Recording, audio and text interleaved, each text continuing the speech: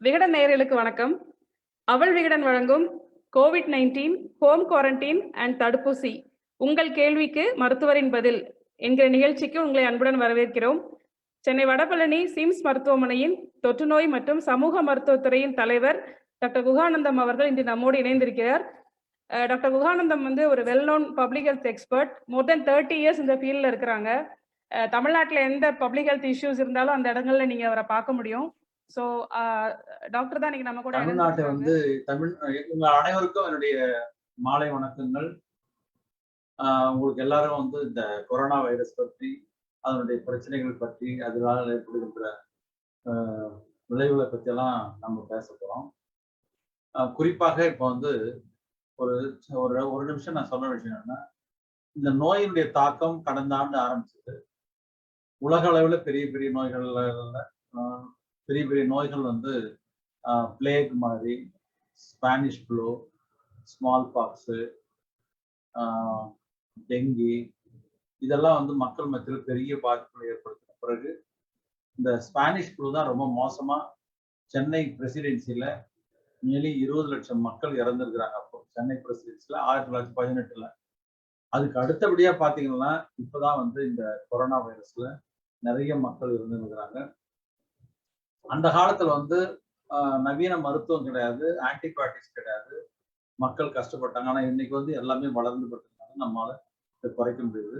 உலகம் எங்கும் இருந்த அந்த நோயினுடைய தாக்கம் அமெரிக்காவிலையும் சரி, லண்டன்லையும் சரி, ஐரோப்பிய நாடுகளிலும் பெரிய தாக்கத்தை ஏற்படுத்துது. சைனாவில் வந்த பிறகு சைனாவில் அதை மக்களுடைய ஒத்துழைப்பை பெற்று தடுப்பூசிகளை போட்டு அவங்க கட்டுப்படுத்துறாங்க. அமெரிக்காவிலையும் லண்டன்லையும் ரொம்ப அதிகமாக இருக்கிற நேரத்துல தடுப்பூசிகள் அவங்க கண்டுபிடிச்சு அது போட்ட பிறகு நல்லாயிடுச்சு. அதுக்கு பிறகு அவங்களுக்கு 2வது அலை வர்றதுக்கு முன்னாடி தடுப்பூசியை ஆரம்பிச்சாங்க.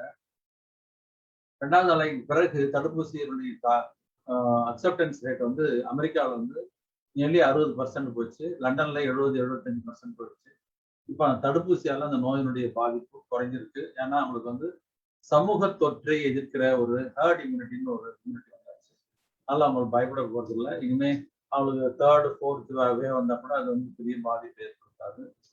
ஆனா தமிழ்நாட்டை பொறுத்தவரை, இந்தியாவை பொறுத்தவரையில அவங்களுக்கு 2வது அலை வரும்போதெல்லாம் நமக்கெல்லாம் அந்த அலையே வராதுன்னு நினைச்சிட்டு ஜனவரி மாசம், பிப்ரவரி மாசம்லாம் நம்ம நோயே போயிடுச்சுன்ற ஒரு முடிவு நம்முடைய தளர்வுகளை எல்லாம் விட்டுட்டோம். மக்கள் மத்தியில் அந்த சமூக இடைவெளியோ அல்லது முகக்கவசமோ அல்லது கைகளை கழுவுறதோ, வாய் கொப்பளிச்சு சுத்தம் பண்றதோ, இந்த மாதிரி பழக்கங்கள்லாம் இல்லாமல் போனதுனால நோய் அதிகமாயிடுச்சு. அதே மாதிரி நம்முடைய மக்கள் எல்லாம் நோய் போயிடுச்சு. குடும்ப விழாக்கள், கல்யாணம், மஞ்சள் நீராட்டு, அது கோயில் விஷயங்கள், அப்புறம் எலெக்ஷன் வந்தது, இதெல்லாம் தவிர்க்க முடியாத ஒரு விஷயமா போனதுனால, இடைவெளினால நோயினுடைய தாக்கம் அதிகமா பரவிடுச்சு. நோயினுடைய தாக்கம் அதிகமா போயிடுச்சு. இந்த நோயினுடைய தாக்கம் வந்த பிறகு இப்போ நாங்க இப்போ தமிழ்நாட்டு அரசினுடைய நிபுணர் குழு நான் ஒரு மெம்பர். நாங்க சொல்லும் போது என்ன சொல்லணும்னா, இந்த நோயை தடுக்கிறதுக்கு 3 வழியான வகைகள் இருக்கிறது. ஒண்ணு பிரைமரி பிரிவென்ஷன். நோய் வீட்டுல வந்த உடனே அங்க கிட்ட இருந்து பாக்குறது ஆரம்ப சுகாதார மையம். ஆரம்ப சுகாதார மையத்துல கிராமப்புற செவிலியர்கள் அல்லது நகரப்புற செவிலியர் இருப்பாங்க. அவங்க அந்த வீடு வீடா போய் அந்த நோயாளிகளை பார்ப்பாங்க. அவங்களுக்கு ஆரம்ப காலத்துல கொடுக்குற மருந்து கொடுப்பாங்க. அவங்களை கூட்டு போய் டெஸ்ட் பண்ணுவாங்க. அப்புறம் அவங்களுக்கு எது விதமான ஆபத்தும் இல்லை, அவங்களுடைய ஆக்சிஜன் லெவல் 94க்கு மேல இருந்ததுன்னா அவங்கள ஃபெசிலிட்டி குவாரண்டைன்ல கோவிட் சென்டர்ல வச்சு மருத்துவமனை இல்லாத இடத்துல வைத்து அவர் உணவெல்லாம் கொடுத்து தனிமைப்படுத்தி அவங்களால வீட்லயோ அல்லது மற்ற தெருவில் இருக்கிறவங்களுக்கும் நோய் பரவாத அளவுக்கு தடுத்து கோவிட் சென்டர். அப்புறம் அதுக்கு அடுத்தது செகண்டரி ஹெல்த் கேர்ன்றது அந்த மாவட்ட அளவில் இருக்கிற மருத்துவமனைகள், தாலுகா மருத்துவமனைகள், சென்னையில பொறுத்தவரை சின்ன சின்ன மருத்துவமனைகள், அரசு மருத்துவம் சேர்த்து சிகிச்சை அளிச்சு அவங்களுக்கு தேவையான ஆலோசனை கொடுப்பாங்க. இதையும் மீறி அவங்களுக்கு கட்டுப்படுத்தாத நேரத்துல அவங்க பெரிய மருத்துவமனைகள், மருத்துவக் கல்லூரி மருத்துவமனைகள் போய் அட்மிட் பண்ணிட்டு அங்க ஆக்சிஜன் தெரப்பி, ஆக்சிஜன் கொடுக்குறது, அப்புறம் நோயினுடைய பாதிப்பு அதிகமாக போகாத அளவுக்கு ஆக்சிஜன் பெட்டுகள் அவங்களை சேர்க்கறது, அப்புறம் அந்த நோயினுடைய பாதிப்பு இன்னும் இரத்த குழாய்களையோ அல்லது நுரையீரலையோ தாக்காதவனும் அதுக்கான தடுப்பு மருந்துலாம் கொடுத்து ஹாஸ்பிட்டல் வச்சிருப்பாங்க. இந்த முதல்ல நான் சொன்ன 2 விஷயங்களை நம்ம கடந்த ஒரு 2 மாசத்துல கொஞ்சம் விட்டதுனால நோய் முற்றிய நிலையில ரொம்ப நிறைய பேருக்கு அந்த நோய் தொற்று இருக்கிறவங்க எல்லாம் வந்து காலத்தை தாமதப்படுத்துறதுனால சிவியர் ஆயிட்டு ஹாஸ்பிட்டல்ல போய் அட்மிட் பண்ண ஆரம்பிச்சிட்டாங்க. அதுக்கு அடுத்தபடியாக பாசிட்டிவ்னு டெஸ்ட் பண்ணவங்க எல்லாரும் வந்து ஒரு வசதி மிக்கவர்கள்லாம் போயிட்டு தனியார் மருத்துவமனையில போய் சேர்றாங்க. கொஞ்சம் மிடில் இன்கம் குரூப் எல்லாம் கவர்மெண்ட் ஹாஸ்பிட்டல் போக ஆரம்பிச்சாங்க. நோய் பாசிட்டிவ் வந்த உடனே நம்ம ஹாஸ்பிட்டல்ல சேர்ந்தோம்ன்ற ஒரு உணர்வுக்கு வந்துட்டாங்க. ஆக்சிஜன் லெவல் வந்து 95 கீழே இருந்தாதான் நம்ம ஹாஸ்பிட்டலுக்கு போனோம். அதுக்கு அது இல்லாம மேல இருந்ததுன்னா நம்ம வீட்டுல இருந்தே பார்க்கலாம், அந்த குவாரண்டைன் சென்டர்ல பார்க்கலாம், இந்த மருத்துவமனையில போகலாம். இது ரெண்டும் தவற விட்டதுனால நம்ம மருத்துவமனையில் நிறைய மக்கள் போய் சேர வேண்டியதாயிடுச்சு. ஆம்புலன்ஸ் எல்லாம் மருத்துவமனைகள் வெளியெல்லாம் காத்துக்கிட்டு. அதனால இந்த 95க்கு மேல இருக்கிறவங்க வீட்லயே ஹவுஸ் குவாரண்டைன்ல இருக்கலாம். அதுக்கான மருந்துகளை வந்து நாங்க இப்போ வந்து சொன்னோம். இப்போ வந்து ஒரு 1 லட்சம் பேர் அல்லது 2 லட்சம் பேருக்கு நோய் தொற்று இருந்ததுன்னா, அல்லது இன்னும் சிம்பிளா சொல்லணும்னா 100 பேருக்கு 100 பேர் நம்ம எடுத்தோம்னா 100 பேர் இங்க சென்னையை பொறுத்தவரையில 100 பேரோ அல்லது 10 பேர் கூட எடுத்துங்க. 10 பேர் டெஸ்ட் பண்ணா அதுல வந்து 5 பேர் பாசிட்டிவா இருக்குது. நிறைய பேர் பாசிட்டிவா இருக்குது. எதுல பாசிட்டிவ்னா தொண்டையிலையும் மூக்கிலையும் நம்ம எடுத்த தடவுகளை எடுத்து டெஸ்ட் பண்ணா பாசிட்டிவா இருக்கு. அந்த பாசிட்டிவ் ஆனவங்க வந்து பாசிட்டிவ் ஆன உடனே பயந்து போயிட்டு உயிருக்கு பயந்து மருத்துவமனை போறதுனால அவங்க வந்து அட்மிஷனுக்கு 50% மேல மருத்துவமனையில சேர வேண்டிய அவசியமே இல்லாதவங்க சேர்ந்ததுனால ரொம்ப தீவிர சிகிச்சை அளிக்கப்படுறவங்களுக்கு வந்து அவங்க டிலே ஹாஸ்பிட்டல் இல்லாததுனால கஷ்டப்பட ஆரம்பிச்சாங்க. இப்ப தமிழ்நாடு அரசு வந்து நிறைய பெட்ஸ் இன்க்ரீஸ் பண்ணிட்டாங்க. அது குறைவில்லாம ஆயிடுச்சு. அவங்க இப்ப இன்க்ரீஸ் பண்ண பெட்ல கூட ஆக்குபை பண்றதுக்கு ஆள் இல்லைன்றது தான் உண்மையான நிலைமை. மீட்டிங் எல்லாம் கேட்டோம்னாங்க. அப்ப அந்த வீட்டுல தனிமையா இருக்கவங்க என்ன பண்ணணும்? 95க்கு மேல இருக்குது. Covid RTPCR positive. இந்த கோவிட் ஆர்டிபிசிஆர் நம்ம டெஸ்ட் பண்றது மூக்கிலையும் தொண்டையிலையும். இந்த வைரஸ் உடம்புல உள்ள போனோடனே ரத்த குழாய்களை பாதிக்குது. ரத்த குழாய்களை பாதிச்ச பிறகு அந்த சின்ன சின்ன ரத்த குழாய்கள் வந்து ஒரு இன்ஃப்ளமேஷன் ஏற்படுத்தி நுரையீரல்ல சுத்தி இருக்கிற அந்த ரத்த குழாயினுடைய மொத்த கூட்டுகள் இருக்குது இல்லையா, நிறைய ஒரு கவசம் மாதிரி நுரையீரலை சுத்தி இருக்கும். அந்த ரத்த குழாய்களை பாதிப்பு ஏற்படும் போது நம்ம சுவாசிக்கிற காற்றுல இருக்கிற ஆக்சிஜன் வந்து அந்த ரத்தத்துல வந்து டிரான்ஸ்மிஷன் ஆகும், எக்ஸ்சேஞ்ச் ஆகும். அந்த எக்ஸ்சேஞ்ச் ஆகுறத தடைப்படும் போதுதான் வந்து ரத்த குழாய்களை பாதிப்பு ஏற்படும் போது அந்த மூச்சு திணறல் ஏற்படுது. அதே மாதிரி அந்த ரத்த குழாய்களை பாதிப்பு ஏற்படும் போது அதுல இருக்கிற இன்ஃப்ளமேஷனால அதுல நீர் கசிச்சு நுரையீரல் இருக்க ஆல்வியோலை எல்லாம் ஃபில்லப் ஆகி அதுல ரத்த சப்ளை இல்லாம அது இறந்து போய் அதுல வந்து ஃபைப்ரோசிஸ்ல மாறி அந்த நுரையீரல் பாதிக்கப்படுது. அதுதான் நம்ம அந்த சிடி ஸ்கேன்ல பார்க்கும்போது இத்தனை % அத்தனை % நம்ம சொல்லி கொடுத்தோம். இதெல்லாம் தடுக்கிறதுக்காக இப்போ வழிகளை என்ன பண்ணணும்? எல்லாரையும் டெஸ்ட் பண்ணணுமா? 10ல 5 பேர் பாசிட்டிவா இருக்காங்கன்னா ஒரு நாளைக்கு நான் 1 லட்சம் பேரே மெட்ராஸ்ல சென்னையில நம்ம டெஸ்ட் பண்ண முடியாது. அதுதான் பப்ளிக் ஹெல்த் அப்ரோச்ல மக்கள் மத்தியில அந்த ஆரம்ப கால அந்த அறிகுறிகள்னா நல்ல காய்ச்சல், உடல் வலி, சோர்வு, அப்புறம் டேஸ்ட் தெரியாம சுவை தெரியாது, அப்புறம் ஸ்மெல்லு தெரியாம போறது, தலைவலிக்க ஆரம்பிக்கிறது, லேசா மூச்சு திணறல், இருமல் எல்லாம் வருது.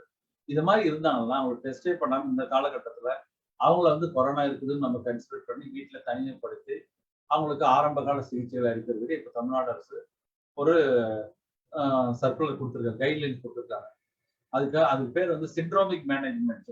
அது மாதிரி நம்ம ட்ரீட்மெண்ட்டை முதல்ல கொடுத்தோம்னா அந்த பாதிப்புகள் இல்லாம அவங்களை பாதுகாத்தோம்னா அதுக்கு பிறகு அவங்களுக்கு வந்து அந்த நுரையீரல் டேமேஜை நம்ம குறைக்க முடியும். குறிப்பாக 50 வயதுக்கு மேல இருக்கிறவங்களுக்கு கட்டாயமா இந்த மாதிரி சிகிச்சைகள் அளிக்கணும். குறிப்பா ரத்த அழுத்தம் இருக்கவங்க, டயபெட்டிஸ் அதுக்கான சிகிச்சை நல்லா முறைப்படுத்தணும். ஏன்னா இந்த வைரஸால் ஏற்படுகின்ற இன்ஃப்ளமேஷனை தடுத்து நிறுத்துற சக்தி இது வந்து ப்ரூவன் விஷயம். நல்ல நான் பேசுறதெல்லாம் விஞ்ஞானம், ஆனா நீங்க கவனிக்கணும். அதை தடுத்து நிறுத்துற சக்தி வந்து ஸ்டீராய்ட்ஸ் தான். ஸ்டீராய்ட்ல வந்து 2 வகையான ஸ்டீராய்ட்ஸ், 3 வகையான ஸ்டீராய்டு. டெக்ஸான்ற ஒரு வகை இருக்கு, அது கொஞ்சம் தீவிரமானது. அப்புறம் மெத்தில் பிரெட்னிசோல்ன்றது கொஞ்சம் லேசானது. அந்த சாதாரண லேசான வகையான பிரெட்னிசோலை லோ டோஸ்ல 50 வயசுக்கு மேல கொடுக்கணும். அதே மாதிரி ரத்தத்துல உறைவுகள் ஏற்படாமல் தடுக்கிறதுக்காக ஆஸ்பிரின் மாத்திரைகள் கொடுக்கணும். ஆஸ்பிரினால கேஸ்ட்ரைட்டிஸ் வராமல் இருக்கிறதுக்கு அந்த பேண்டோப்ரஸால் ஆட் பண்ணுவாங்க. உடல் சோர்வை குறைக்கிறதுக்கு பேராசிட்டமால் கொடுப்பாங்க. அப்புறம் அலர்ஜிக் ரியாக்ஷன், இந்த வைரஸ் போய் அலர்ஜி மாதிரி ரியாக்ட் பண்ணி செக்ரிஷன்ஸ் உண்டாக்குறத தடுக்கிறதுக்காக அந்த செட்ரிசின் வகையான மருந்துகளை கொடுப்பாங்க, ஈகோலைட் மருந்து கொடுப்பாங்க. இதை கொடுத்து நிறைய தொண்டையெல்லாம் கிளீன் பண்ணிட்டு மாஸ்க் போட்டு தண்ணி குடிச்சு நல்ல உணவு சாப்பிட்டு இருந்தாலும் அவங்க சரியாயிடுவாங்க. இதெல்லாம் இருந்து அதே மாதிரி நீங்க உங்களுக்கு முதல்ல கவனிக்க வேண்டியது வீட்டுல ஒரு பல்ஸ் ஆக்சிமீட்டர் வாங்கிட்டு அதை கரெக்டா நடு விரல்ல போட்டு அந்த சிவப்பு சைடு விளக்கு சைடு நகத்தை வச்சுட்டு பாத்தீங்கன்னா 95 மேல இருந்ததுன்னா 95 மேல இருந்ததுன்னா அவங்க வந்து வீட்லயே இருந்து எல்லாத்தையும் பார்த்துக்கலாம். 95 கீழே இறங்கி 92 வருது, 92 வந்துன்னா அவங்க வந்து ஹாஸ்பிட்டல் இந்த குவாரண்டைன் சென்டர்ல போய் பார்க்கலாம். 92 கீழே போயிட்டு மூச்சு திணறதுன்னா ஹாஸ்பிட்டல் சேர்க்கணும். இதுதான் முக்கியமான விஷயம். நீங்க வீட்டுல இருக்கும்போது அது மாதிரி தனிமையில் இருக்கும்போது நீங்க மாஸ்க் போட்டுக்கணும். அது மாதிரி நீங்க உங்க வீட்டுல வயதானவங்க பெரியவங்கன்னா ரொம்ப தூரத்தை தனிமைப்படுத்தவும் இல்லை. அப்புறம் எல்லாருமே வீட்டுல வந்து அந்த மாதிரி நேரத்துல மாஸ்க் போட்டுக்கிறது நல்லது. வீட்டுல சின்ன வீடுனாக்கா அது இட வசதி இல்லைன்னு சொன்னா அவங்க வந்து அந்த கோவிட் சென்டர்ல இருந்து அவங்களை அட்மிட் பண்ணணும். அப்புறம் வெளியில இருந்து வர்றவங்க வந்து கை கால்களை கழுவிட்டு வாய்ப்பு பிடிச்சி முகத்தெல்லாம் சுத்தம் பண்ணி மூக்கெல்லாம் சுத்தம் பண்ணி த்ரோட்டெல்லாம் கிளீன் பண்ணிட்டு அவங்க வந்து பெரியவர்களையோ அல்லது குழந்தைகளையோ கர்ப்பிணி தாய்மார்களையோ போகாம தனியா ஒரு படுத்துறது நல்லது. இந்த நோயினுடைய தாக்கம் இப்ப ஏன் அதிகமாச்சுன்னா இன்னொரு கேள்வி, இந்த கோயில்கள் போனது வெளியில மக்கள் போய் சுத்துறது எல்லாம் வந்து அதிகமா யாருக்குன்னா இளைஞர்கள் மட்டும் தான் இருக்கும். இந்த இளைஞர்களுக்கு நோய் தொற்று ஏற்படும், ஆனா அவங்களுக்கு நோய் ஏற்படாது. நோய் கிருமி தொற்று இருக்கும், வைரஸ் கிருமி தொற்று இருக்கும், அவங்க டெஸ்ட் பண்ண பாசிட்டிவா இருப்பாங்க, அவங்க நோய் வராது. ஆனா அவங்க வந்து மற்றவங்களுக்கு நோயை கொடுப்பாங்க. அவங்க கிட்ட அவங்க சுவாசிச்சு வர்ற காத்தோட இப்போ வந்து அந்த கிருமி பற்றுது. அதே மாதிரி அவங்க வந்து இருமுறது தும்முறதுல வந்து வீட்லயோ அல்லது க்ளோஸ் ரூம்ல வரும். அந்த கிருமி வந்து யார் யாருக்கு நோய் எதிர்ப்பு சக்தி குறைவா இருக்குதோ, குறிப்பாக சுகர் சர்க்கரை வியாதி கண்ட்ரோல் இல்லாதவங்க, ரத்த குழாய் நோய்கள் இருக்கிறவங்க, இருதய நோய் இருக்கிறவங்க, அதே மாதிரி உறுப்பு மாற்று சிகிச்சை பெற்றவங்க, டயாலிசிஸ் பண்றவங்க, இவங்களுக்குலாம் அந்த நோய் தொற்று ஈஸியா பரவும். அதனால இவங்க வந்து சூப்பர் ஸ்ப்ரெடர்ஸ் சொல்லுவோம். அதனால இளைஞர்கள் எங்கெல்லாம் சுத்தி வராங்களோ அவங்கலாம் வந்து அந்த இளைஞர்கள் மத்தியிலும் இறப்பு அதிகமாகுதுன்னு சொல்லியிருக்காங்க. ஆனா அது ரொம்ப குறைச்சலா தான் இருக்குது. அது மொத்தத்துல வந்து ஒரு 6% தான் இருக்குது. இப்ப இறப்புகளை நாங்க வந்து அனலைஸ் பண்ணி பார்த்தோம்னா நான் சொல்றது வந்து 68%. அன்னைக்கு கூட நிபுணர் கூட நான் சொன்னது 68% இறப்புகள் 60 வயசுக்கு மேல இருக்கவங்க தான். 45ல இருந்து 60 வயசுக்குள்ள இருக்கிறவங்களுக்கு வந்து ஒரு 25%. 45 கீழே இருக்கிறவங்களுக்கு 6 to 7% தான் இருக்குது. ஆனா இன்னும் கூட வயதானவர்களுக்கு இருக்குது. அதே மாதிரி தடுப்பூசி போட்டுக்கொண்டவர்கள் மத்தியில இந்த நோயினுடைய தாக்கம் வந்தாலும் அதிகபட்சம் 95% வந்து அவங்களுக்கு எந்த விதமான பாதிப்பும் ஏற்படுறதில்லை. சாதாரண ஒரு ஃப்ளூ காய்ச்சல் மாதிரி வந்து போயிடும். நோயினுடைய தீவிரம் அதிகமாகாம இருக்கும். ஒரு சிலர் அவங்களுக்கு மற்ற பிரச்சனையுடைய பாதிப்புகள் இறந்து போனாலும் கோவிட் வேக்சின் போட்டு கூட இறந்துட்டாங்க அப்படின்னு சொல்ல வேண்டியது நியாயமே இல்லாத எண்ணிக்கையிலே மிக மிக ஒரு ஒத்தப்படையில் தான் வருது. அதனால தடுப்பூசி போட்டவங்களும் அவங்க மாஸ்க் போடணும். ஏன்னா தடுப்பூசி போட்டதெல்லாம் நோய் எதிர்ப்பு சக்தி அவங்க உடம்புல ஏற்பட்டு இருக்குது.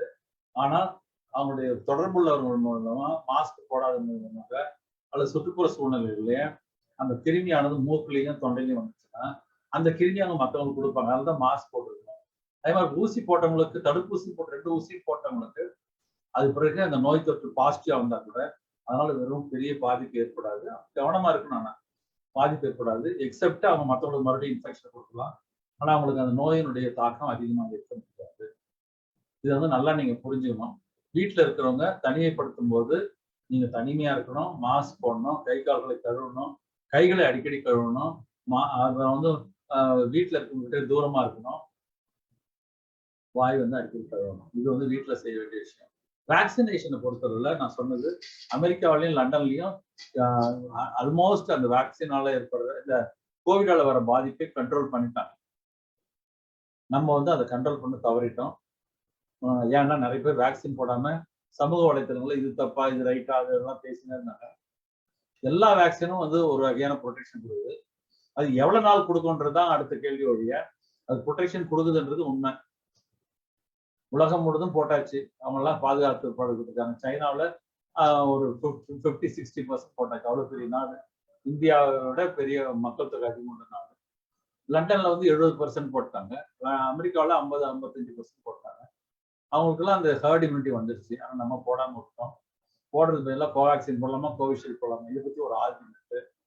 மீடியால அதை பத்தி விவாதங்கள் இப்படியே போயின்னு இருக்கு. அதனால தயவு செய்து நான் கூட அந்த கடைசியா அந்த நிபுணர் சொல்லும்போது இன்னைக்கு லெவல்ல கூட 68% டெத் வந்து 60 வயசுக்கு மேல இருக்கவங்களுக்கு. அதே மாதிரி அந்த கோமார்பிட் கண்டிஷன் பிபி, டயபெட்டிஸ் இது மாதிரி நோய்கள் இருக்கவங்க வந்து 75% தான் அதுல அஃபெக்ட் ஆகிறாங்கன்னும் போது அவங்களுக்கு தேர்ந்தெடுத்து தயவுசெய்து அவங்க ஊசி போடணும், வேக்சின் போடணும்ன்றது ஒரு முக்கியமான விஷயம். போன வருஷத்துல வந்து நம்ம பேசும்போதெல்லாம் அவங்களை வந்து தனிமைப்படுத்துதல், சிகிச்சை அளித்தல், அப்புறம் வந்து அவங்களுக்கு அப்புறம் வந்து அவங்க வீட்டுல அவங்க தொடர்புடையவர்களை தேடி போறது, மாஸ்க் போடணும், சமூக இடைவெளி, கைகளை கழுவணும், வாய்ப்பை பிடிக்கணும், இதை நம்ம சொல்லியிருந்தோம். ஆனா இந்த வருஷம் என்னன்னா இந்த வேக்சின் வந்ததுனால வேக்சின் வந்து 50% 60-70% ப்ரொடெக்ஷன், ஒரு பெரிய பேராயுதம். இதுக்கு ஒரு உதாரணம் என்னன்னா, ஒரு காலத்துல வந்து நமக்கு வந்து ஸ்மால் பாக்ஸ்ல ஊரா அப்படியே இறந்து போறாங்க ஜனங்கள்லாம். நான் தொற்றுநோய் மருத்துவமனையில இயக்குனரா இருக்கும்போது தண்டையார்பேட்டில் அந்த தொற்று நோய்களை பற்றியெல்லாம் குறிப்பீடுகள் இருக்கு. கிராமங்கள்ல அந்த மஞ்சள் துணி கட்டுவாங்களாம், அந்த ஊரே நிறைய செத்து போயிடுவாங்க ஸ்மால் பாக்ஸ்ல. அந்த ஸ்மால் பாக்ஸை தடுக்கிறதுக்காக அப்ப கண்டுபிடிக்கப்பட்ட அந்த ஸ்மால் பாக்ஸ் வேக்சின் எல்லாருக்கும் போட்டாங்க. அந்த இறப்பே போயிடுச்சு. ஆல்மோஸ்ட் 1970-71 ஸ்மால் பாக்ஸ் இந்தியாவிலிருந்து மொத்தமாக தடுக்கப்பட்டது. இந்தியா உலகத்திலே கூட தடுக்கப்பட்டது. வேக்சினால தான் முடியாது. அதே மாதிரி போலியோ மைலட்டிஸ்ல நீங்க பார்த்துருக்கீங்க, எத்தனை குழந்தைங்க நொண்டி நடந்து. அந்த குழந்தைகளுக்கெல்லாம் வந்து இன்னைக்கு அந்த மாதிரி குழந்தைகளை பார்க்கறதே ரொம்ப அரிதாக இருக்குது. எல்லாம் வயசானவங்க தான் இருப்பாங்க. தட்டமையால எத்தனை பிள்ளைங்க நிமோனியா, டயரியா வந்து செத்து போச்சு. அந்த மீசல்ஸ் வேக்சின் போட்டு அந்த டெத்தில் நம்ம அப்படியே ஆல்மோஸ்ட் காப்பாற்றோம். இவ்வளவு வேக்சின் நமக்கு ஹெல்ப் பண்ணிருக்கும் போது இந்த கோவிட் வேக்சின் மட்டும் ஏன் போட்டுக்கிட்டு தயாரிக்கலாம்?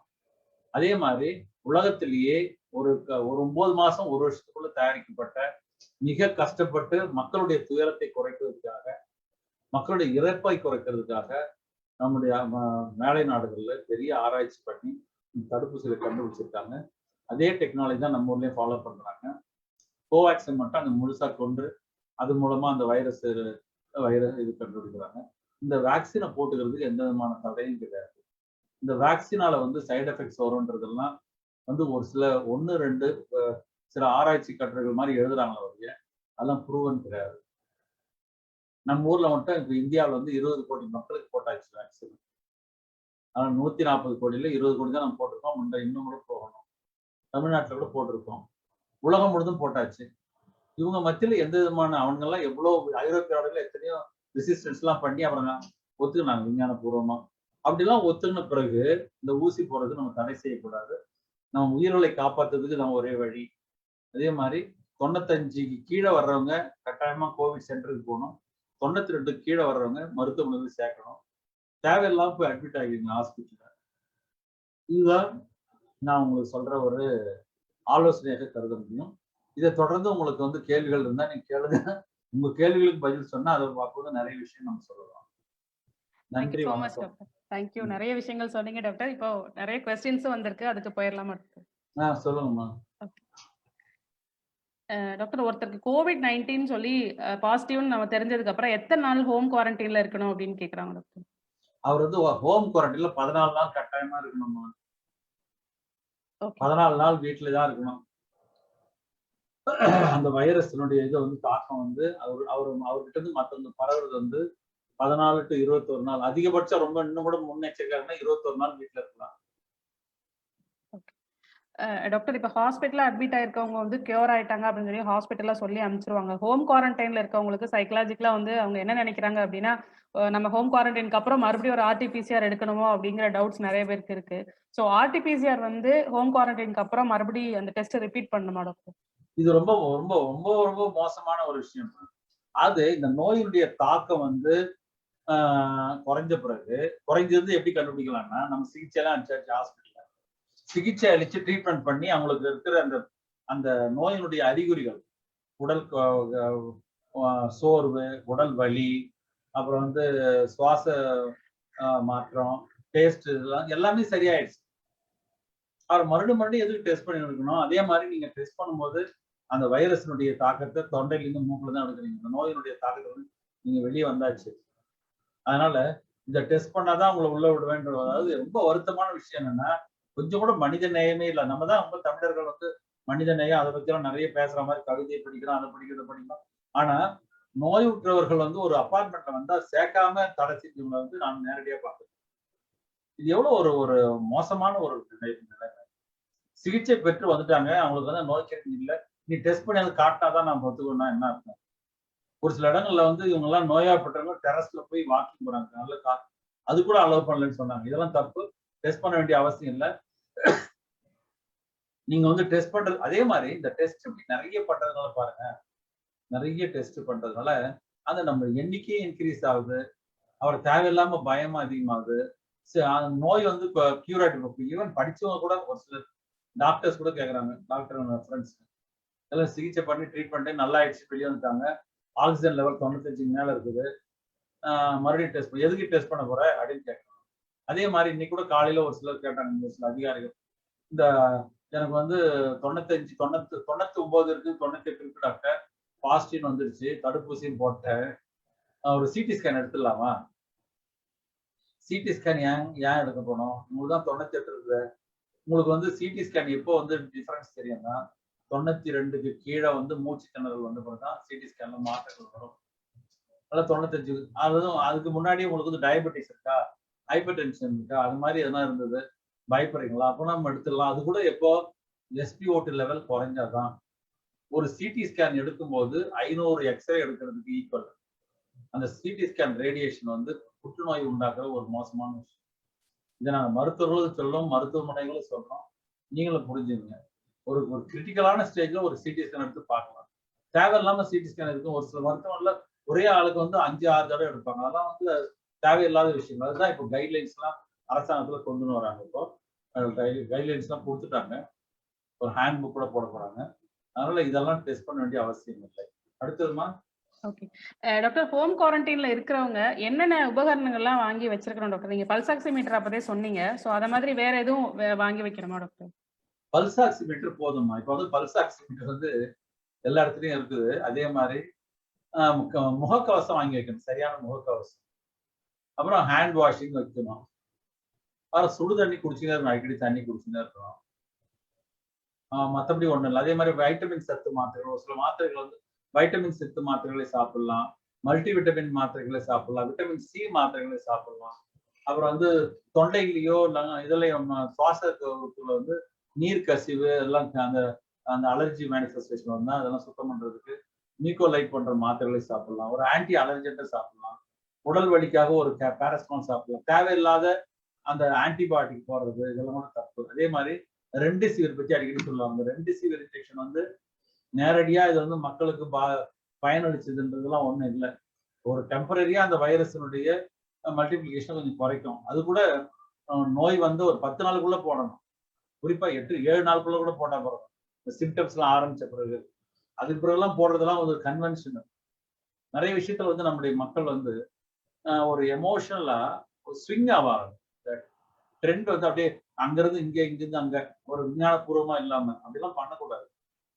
அவன் WHO சொல்றான், ஆராய்ச்சி சொல்றான், ரெம்டெசிவிர் தேவை. இப்ப பாரு, அந்த ரெம்டெசிவிர் தேவையில்லைன்னு சொன்ன பிறகு டாக்டர்ஸ் அது எழுதுறாங்க. இந்த நோய்க்கு முக்கியமான ட்ரீட்மெண்ட் என்னன்னா, இந்த ரத்த குழாயில ஏற்படுகின்ற அலர்ச்சியை, இன்ஃப்ளமேஷனை தடுத்து நிறுத்துறதுக்கு மருந்து கொடுக்கணும். அதுக்கான மருந்து வந்து அது மாதிரி லங்ஸுக்கு அந்த பாதிப்பு ஏற்படாதன்னு தடுக்கணும். இந்த 2 விஷயம் தான் முக்கியமானது. ஆஸ்பிரின் கொடுத்தா ரத்த குழாயில இருக்கிற பிரச்சனை குறைக்கும். ஸ்டீராய்ட்ஸ் கொடுத்தா, மைல்டு ஸ்டீராய்ட்ஸ் கொடுத்தா அந்த ரத்த குழாயிலையும் சரி, லங்ஸ்லயும் சரி, அதனால் ஏற்படுற அந்த இன்ஃப்ளமேஷனை, அந்த கிருமியினுடைய பரவல தாக்கத்தை குறைக்கும். இது 2 தான் அடிப்படையா செய்ய வேண்டிய விஷயம். மற்றபடி அந்த ரத்த உறைதலுக்காக அப்புறம் பிளட் தின்னர் இதெல்லாம் கொடுக்குறது அதெல்லாம் செய்ய வேண்டியது. இதான் 2 மாத்திரை. மத்தெல்லாம் வந்து ஒரு சப்போர்ட்டிவ் தான்.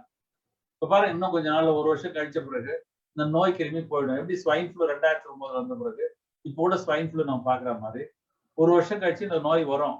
சாதாரண ஃப்ளூ மாதிரி வந்து போகும். இப்ப யாரை தாக்குது? பிபி கண்ட்ரோல் இல்லாம இருக்கவங்களுக்கு. அந்த இது போகும்போது இந்த வைரஸ் வந்து ரத்த குழாயில போகும்போது ரத்த குழாயின் உட்புறத்துல டேமேஜ் எல்லாம் ஏற்படுத்துது. அதனாலதான் இந்த நோய் வந்த பிறகு ஒரு சிலருக்கு வந்து ஸ்ட்ரோக் வர்றது, ஹார்ட் அட்டாக் வர்றது, அந்த டீப் வெயின் த்ராம்போசிஸ், ரத்த குழாயில வந்து உறைதல் ஏற்படுறது, இதெல்லாம் ஏற்படுறது வாய்ப்பு இருக்கு. அதனாலதான் அந்த ஆஸ்பிரின் மாத்திரையை அட்லீஸ்ட் குறைஞ்சபட்சம் ஒரு 6 மாசம்னாலும் மருத்துவருடைய ஆலோசனை சாப்பிடுறது ரொம்ப நல்லது. இது 2 தான் முக்கியமான மருந்துகள். இதை விட்டு எல்லாத்தையும் சாப்பிடணும்னா, அதனால அந்த நோயை புரிந்து கொள்ளுங்கள், ப்ராப்பரா புரிஞ்சுக்கோங்க.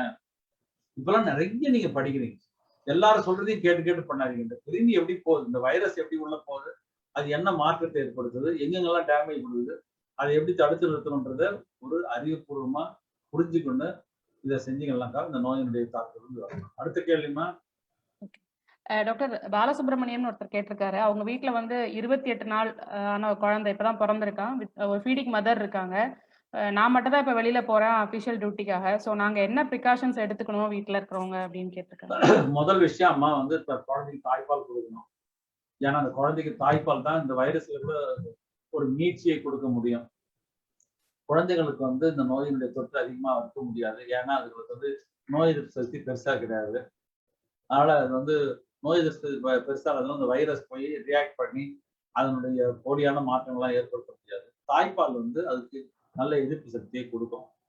ஆனா தாய் வந்து தூய்மையா இருக்கணும், மாஸ்க் போட்டு இருக்கணும். அதே மாதிரி வெளியில இருந்து வந்து போறவர் வந்து அதே மாதிரி தாய்ப்பால் கொடுக்குறவங்களும் தடுப்பூசி போட்டா தயவுசெய்து போடுங்க, உடனடியா டிலே பண்ணாம. தாய்ப்பால் கொடுக்குறவங்க தடுப்பூசி போடணும். குழந்தைகளை தடுப்பூசி பத்தி இப்போ ஆராய்ச்சி நடந்துருக்கு, அது வந்துடும். வெளியில இருந்து வர்றவரு அவர் தடுப்பூசி போட்டாரான்னு பாருங்க. அதே மாதிரி அவரும் முகக்கவசம் அணியணும், தனியா இருக்கணும். இந்த எபிடமிக்கினுடைய ப்ராப்ளம் அவர் தடுப்பூசி போட்டு ஒரு 2 வாரம் அல்லது 3 வாரம் ஆகிற இடலாம் அவர் தனி ரூம்ல தான் இருக்கணும். தாயும் குழந்தையும் தனி ரூம்ல தான் இருக்கணும். முகக்கவசம் அணிவது நல்லது. ஓகே. நெக்ஸ்ட் கொஸ்டின் வந்து அவரோட அப்பாவுக்கு வந்து கொரோனரி ஆர்டரி டிசீஸ் இருக்கான் டாக்டர் வித் மல்டிபிள் பிளாக்ஸ். 2 வருஷமா வந்து டேப்லெட்ஸ் எடுத்துட்டு இருக்காரு. அவருக்கு வேக்சினேஷன் போடலாமா அப்படின்னு கேட்டிருக்காங்க. அவசியமா போடணுமா, கட்டாயமா. இப்ப எங்க மருத்துவமனையில ஃபேமஸ் கார்டியாலஜிஸ்ட் தான் இருக்காங்க. கேஎஸ் இருக்காரு, அப்புறம் டாக்டர் பிரசாத் இருக்காரு, ஸ்ரீநாத். இவங்கெல்லாம் என்ன சொல்றாங்கன்னா, அவங்களுடைய நோயாளிகளை அவங்களே செக் பண்ணிட்டு அவங்க ரெக்கமெண்ட் பண்ணி எங்களுக்கு தடுப்பூசி போடுறதுக்கு அனுப்புறாங்க. அதனால அந்த பிளாக் இருக்கிறவங்களும் கட்டாயமா ஊசி போடணும். ஏன்னா இந்த டயபெட்டிஸ், ரத்த கொதிப்பு இருக்கிறவங்க எல்லாம் வந்து அதே மாதிரி இருதய நோய் இருக்கிறவங்களாம் இந்த ஊசி போடுறது மிக மிக முக்கியம். ஏன்னா இந்த நோயினுடைய அலர்ச்சியால வந்து ஹார்ட் அட்டாக் வர்றதுக்கும் ஸ்ட்ரோக் வர்றதுக்கும் வாய்ப்பு இருக்குன்னு நான் சொல்லிட்டேங்க. அதனால தடுப்பூசி போடுறது உடனடியா போட சொல்றேன்.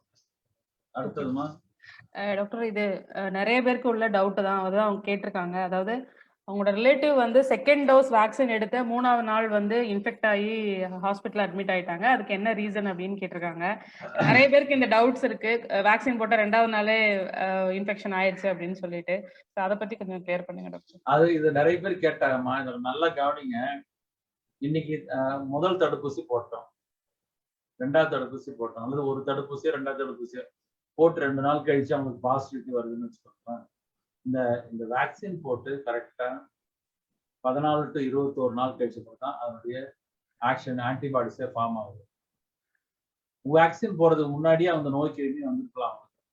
இந்த நோய் கிருமி தாக்கம் வந்து 2ல இருந்து 14 நாளுக்குள்ள நோய் கிருமி உடம்புல போய் வேலை செஞ்சு அதனுடைய வேலையெல்லாம் காட்ட ஆரம்பிக்கும். அப்போ நேத்து தடுப்பூசி போட்டாரு, அதுக்கு முன்னாடியே அந்த கிருமி தொற்று அவருக்கு மூக்கு வழியாகவும் தொண்டை வழியாகவும் உள்ள போயிடுச்சு. வேக்சின் போட்டு 2 நாள் கழிச்ச பிறகு அவருக்கு பாசிட்டிவிட்டி வருதுன்னா வேக்சினுக்கு அதுக்கு இப்ப சம்மந்தமே கிடையாது. அதான் வெளிநாடுகள்லாம் போகும்போது வேக்சின் போட்டாக்கா வேக்சின் போட்டு 2 வாரம் கழிச்சு தான் அது வேலிடு. இன்னைக்கு வேக்சின் போட்டு நாளைக்கு வெளிநாட்டுக்கெல்லாம் போனா அங்க இதுல விசாரில பிடிச்சிருவாங்க. அதே மாதிரிதான் இதுலயும் சரி, வேக்சின் போட்டு 2ஆவது நாள் இன்ஃபெக்ஷன் வருது, 3ஆவது நாள் இன்ஃபெக்ஷன் வருதுன்னா அது வேக்சினுக்கு அதுவும் சம்மந்தம் இல்லை. வேக்சினுடைய நோய் எதிர்ப்பு சக்தி அவங்களுக்கு டெவலப் ஆகிறதுக்கு முன்னாடியே வேக்சின் வந்து இது நோய் கிருமி உள்ள போயிடுச்சு. அதனால அதெல்லாம் பயப்பட வேண்டியதில்லை. அவங்களும் வந்து அது சிகிச்சை எல்லாம் எடுத்துக்கலாம். எப்படி இருந்தாலும் அந்த தடுப்பூசியினுடைய எஃபெக்ட் இருக்குதான், 14 நாள் கழிச்சு இருக்கும். அதனால தடுப்பூசிக்கும் அந்த நோய் வந்ததுக்கும் சம்மந்தமே இல்லை. தடுப்பூசி போட்டு 21 நாள் கழிச்சு 30 நாள் கழிச்சு ஒரு சிலருக்கு பாதிப்பு ஏற்படுதுன்னா அது ரொம்ப ரேர். அவங்களுக்கு அந்த கோமார்பிட் கண்டிஷன் ரொம்ப மோசமா இருந்திருக்கலாம். ஒரு சிலருக்கு தடுப்பூசியினுடைய எஃபெக்ட் குறைஞ்சிருக்கலாம். அது ஒண்ணா நம்ம வந்து டிபேட்டபிள். பட் இதெல்லாம் வந்து நாங்க இப்போ வந்து நாங்க 5000 கேஸ் கிட்ட நாங்க பார்த்துருக்கோம் ஹாஸ்பிட்டல். நாங்க இதெல்லாம் மானிட்டர் பண்றோம். நீங்க சொல்ற இது மாதிரி வேக்சின் போட்டு இது மாதிரி ப்ராப்ளம் வந்தவங்க 1-2 கேசஸ் தான். அதனால அதை பத்தி ஒன்றும் நினைக்காதீங்க. வேக்சின் போட்டு 2வது நாள் இன்ஃபெக்ஷன் வர்றது வந்து அதுக்கு வேக்சினால வரல, நோய் தொற்றால வருது. இத பத்தி இந்த பத்தியான நல்ல இப்ப நான் சொல்றது மட்டும் நம்பாம இன்னொரு விஷயம் வந்து எவிடன்ஸ் என்னன்னா, நம்ம இந்தியாவிலே 20 கோடி பேர் போட்டாச்சு வேக்சின். இதனுடைய ஆஃப்டர் ஈவெண்ட்ஸ் ஆஃப் வேக்சினேஷன் பத்தி தொடர்ந்து பார்த்துன்னு இருக்கோம். நாங்க 5000 பேருக்கும் வந்து என்ன நடந்தது டெய்லி வயதானவங்களுக்கு பெரியவங்கலாம் ஃபோன் பண்ணி கேட்டுருக்கோம். அவங்களுக்கும் வந்து சொல்ல சொல்லியிருக்கிறோம். அதனால நாங்க மானிட்டர் பண்றோம். மானிட்டர் பண்ணும்போது தெரிஞ்ச விஷயம் இதுதான். டாக்டர் இன்னொருத்தர் கேட்டிருக்காரு, அவரும் உங்க ஒய்ஃபும் வந்து 2 டோஸ் வேக்சின் போட்டுட்டாங்களாம். வேக்சின் எடுத்ததுக்கு அப்புறம் வந்து காலையில எழும்பும் போதெல்லாம் வந்து சிவியர் பாடி பெயின் இருக்கு. ஸோ இது வேக்சினோட சைடு எஃபெக்டா? அதுக்கு ஏதாவது நாங்க டேப்லெட்ஸ் எடுத்துக்கணுமா அப்படின்னு கேக்குறாங்க. கட்டாயமா வேக்சின் போட்ட ஒரு சிலருக்கு வந்து ஒண்ணுமே பிரச்சனை இருக்காது. ஒரு சிலருக்கு அதனுடைய எஃபெக்ட் நல்லா இருக்கிறதுனால அவங்களுக்கு வந்து லேசா காய்ச்சல், அப்புறம் வந்து உடம்பு வலி இருக்கும். அது 1 நாள் 2 நாள் 1 நாள் தான் இருக்கும். அவங்க வந்து அந்த டோலோ மாத்திரை போட்டுட்டு ரெஸ்ட் எடுத்தாலும் சரியாயிடும். அதை பத்தி பயப்பட வேண்டியதில்லை. ஓகே. இப்போ வந்து கோவிட் வந்து ரெக்கவர் ஆனவங்க வந்து எத்தனை நாள் கழிச்சு வேக்சின் எடுக்கணும்னு கேட்டிருக்காங்க டாக்டர். இது ஒரு கொஸ்டின். அது கூட ஒரு கொஸ்டின் ஆட் பண்ண விரும்புறேன். இப்போ ஃபர்ஸ்ட் டோஸ் எடுத்ததுக்கு அப்புறம் அவங்களுக்கு கோவிட் வந்துருச்சு அப்படின்னா செகண்ட் டோஸ் எப்ப எடுத்துக்கலாம் டாக்டர்? அது நோய் தொற்று ஏற்பட்டு நோய்வாய்ப்பட்டாங்கன்னு வச்சுக்கோங்களேன், அது வந்து ஒரு அறிகுறிகளோட போயிடுச்சுன்னா அது சாதாரண ஃப்ளூ மாதிரி தான். அறிகுறி இல்லாம நோயா வந்துச்சுன்னா, நோயா இருந்து அவங்க அட்மிட் ஆயிட்டு ட்ரீட்மெண்ட்லாம் எடுத்தாங்கன்னா கரெக்டா வந்து 14 to 21 நாள் 21 நாள் கழிச்சு போட்டா ரொம்ப நல்லது வேக்சின். டாக்டர் ஃபர்ஸ்ட் டோஸ் எடுத்ததுக்கு அப்புறம் வந்துச்சுன்னா அது எப்படி? ஃபர்ஸ்ட் டோஸ் போட்ட பிறகு நோயினுடைய தொற்று வந்துச்சு அப்புறம் வந்தாங்கன்னா அவங்க வந்து 14 நாள் கழிச்சு போட்டுக்கலாம். டாக்டர் பல்ஸ் ஆக்சிமீட்டரை பத்தி ஒரு கொஸ்டின்ஸ் வந்திருக்கு. இது கூட நிறைய கொஸ்டின் இருக்கு. அதையும் நான் ஆட் பண்ண விரும்புறேன். ஒருத்தர் கேட்டிருக்காங்க, பல்ஸ் ஆக்சிமீட்டர்ல வந்து பல்ஸ் ரேட் 140 இருந்தா ப்ராப்ளம் வருமா அப்படிங்கிற மாதிரி கேட்டிருக்காங்க. இது ஒரு கேள்வி. இது கூட நான் என்ன கேட்க விரும்புறேன் அப்படின்னா, எனக்கு தெரிஞ்ச ஒருத்தவங்க வீட்டுல வந்து குழந்தைக்கு உடம்பு சரியில்லைன்னு சொல்லிட்டு பெரியவங்களுக்கு வைக்கிற பல்ஸ் ஆக்சிமீட்டரை வச்சு அது 40ஓ 50ஓ காட்டியிருக்கு. அதை பார்த்து பயந்து குழந்தைய எடுத்துட்டு ஹாஸ்பிட்டலுக்கு போயிருக்காங்க பேனிக் ஆகி. ஸோ இது ஒரு விஷயம். ஃபர்ஸ்ட் வேவ் வரும்போது பல்ஸ் ஆக்சிமீட்டர் வாங்கி வச்சிருந்திருப்பாங்க வீட்டுல. ஸோ அதையே இப்பவும் பயன்படுத்துவாங்க. அதனால ஒருவேளை தப்பான இது காட்டுதா? ஸோ அந்த பல்ஸ் ஆக்சிமீட்டர் பத்தி கொஞ்சம் டவுட்ஸ் எல்லாம் கிளியர் பண்ணுங்க. பல்ஸ் ஆக்சிமீட்டர் ஆக்சுவலா இந்த பல்ஸ் ஆக்சிமீட்டர் வந்து ஒழுங்கா வேலை செய்தா இதெல்லாம் செக் பண்ணிக்கிங்க. அது நம்ம உங்களோட குடும்ப டாக்டர் கூட விசாரிச்சுக்கலாம். பல்ஸ் ஆக்சிமீட்டர் ஒழுங்கா செய்யுதுன்னா நீங்க வந்து அந்த நகம் வந்து அந்த சிவப்புலக்கு இதெல்லாமா அந்த சைட்ல வச்சு பண்ணணும். நகத்துல வந்து நெயில் பாலிஷ்லாம் இருக்கக்கூடாது. அந்த பல்ஸ் ஆக்சிமீட்டர் வச்ச ஒரு 5-10 செகண்ட்ஸ்ல வந்து அது ரீடிங் காட்டணும். ஒரு சிலர் காட்டவே காட்டாது. தெரிஞ்சு ஃபோன் பண்ணி சொல்றாங்க, சார் ரொம்ப நேரம் வச்சுக்கிறேன் சார், வருது போயிடுது மறந்து.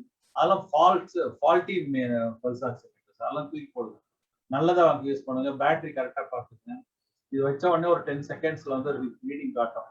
ஒரு சிலருக்கு பல்ஸ் ரேட் இன்க்ரீஸா காட்டும். ரொம்ப பயத்துல இருப்பாங்க அவங்க கொஞ்சம் பொறுமையா வச்சு அதை பார்க்கணும். அப்புறம் வந்து அந்த பல்ஸ் ஆக்சிமீட்டர் ரீடிங் வந்து ஒன்றும் உங்களுக்கு கன்ஃபார்ம் ஆயிடுனாக்கா ஒரு 2 மினிட்ஸ் இப்படி நடந்தீங்கன்னா போதும்.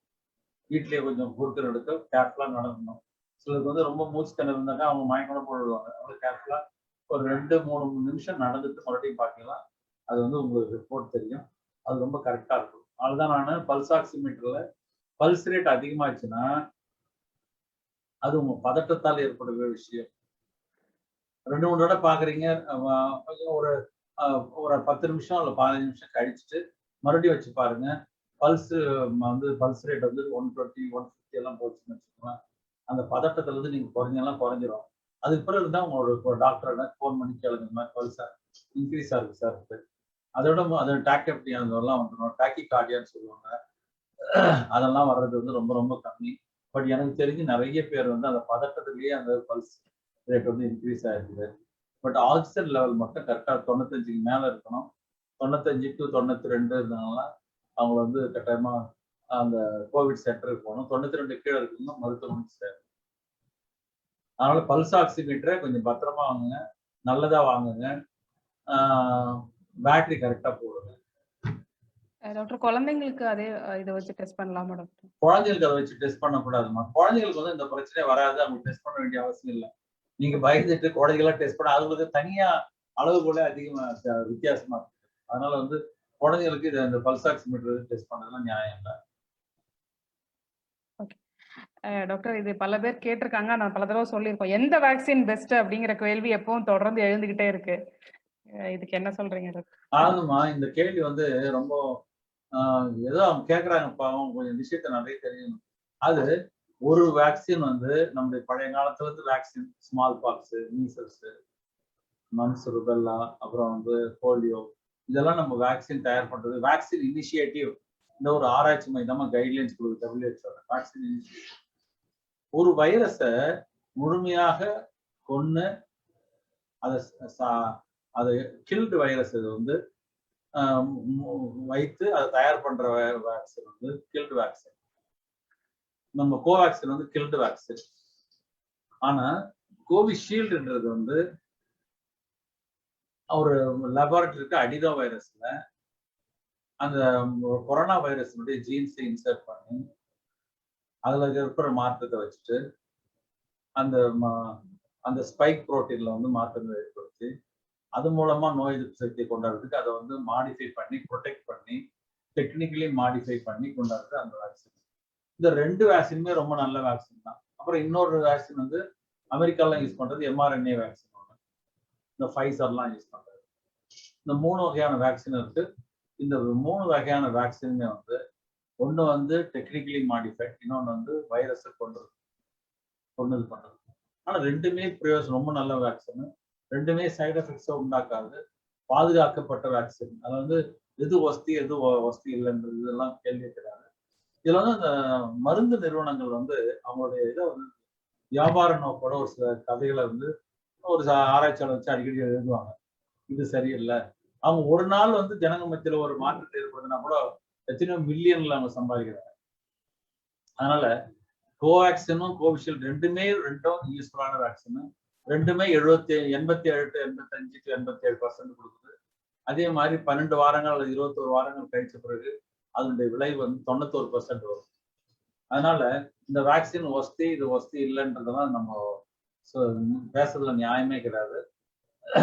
இந்த ஸ்புட்னிக் வேக்சின்லாம் வருது, அது வந்து எடுக்கும் போதே 91% பெனிஃபிட் கொடுக்குது, ப்ரொடெக்ஷன் கொடுக்குது.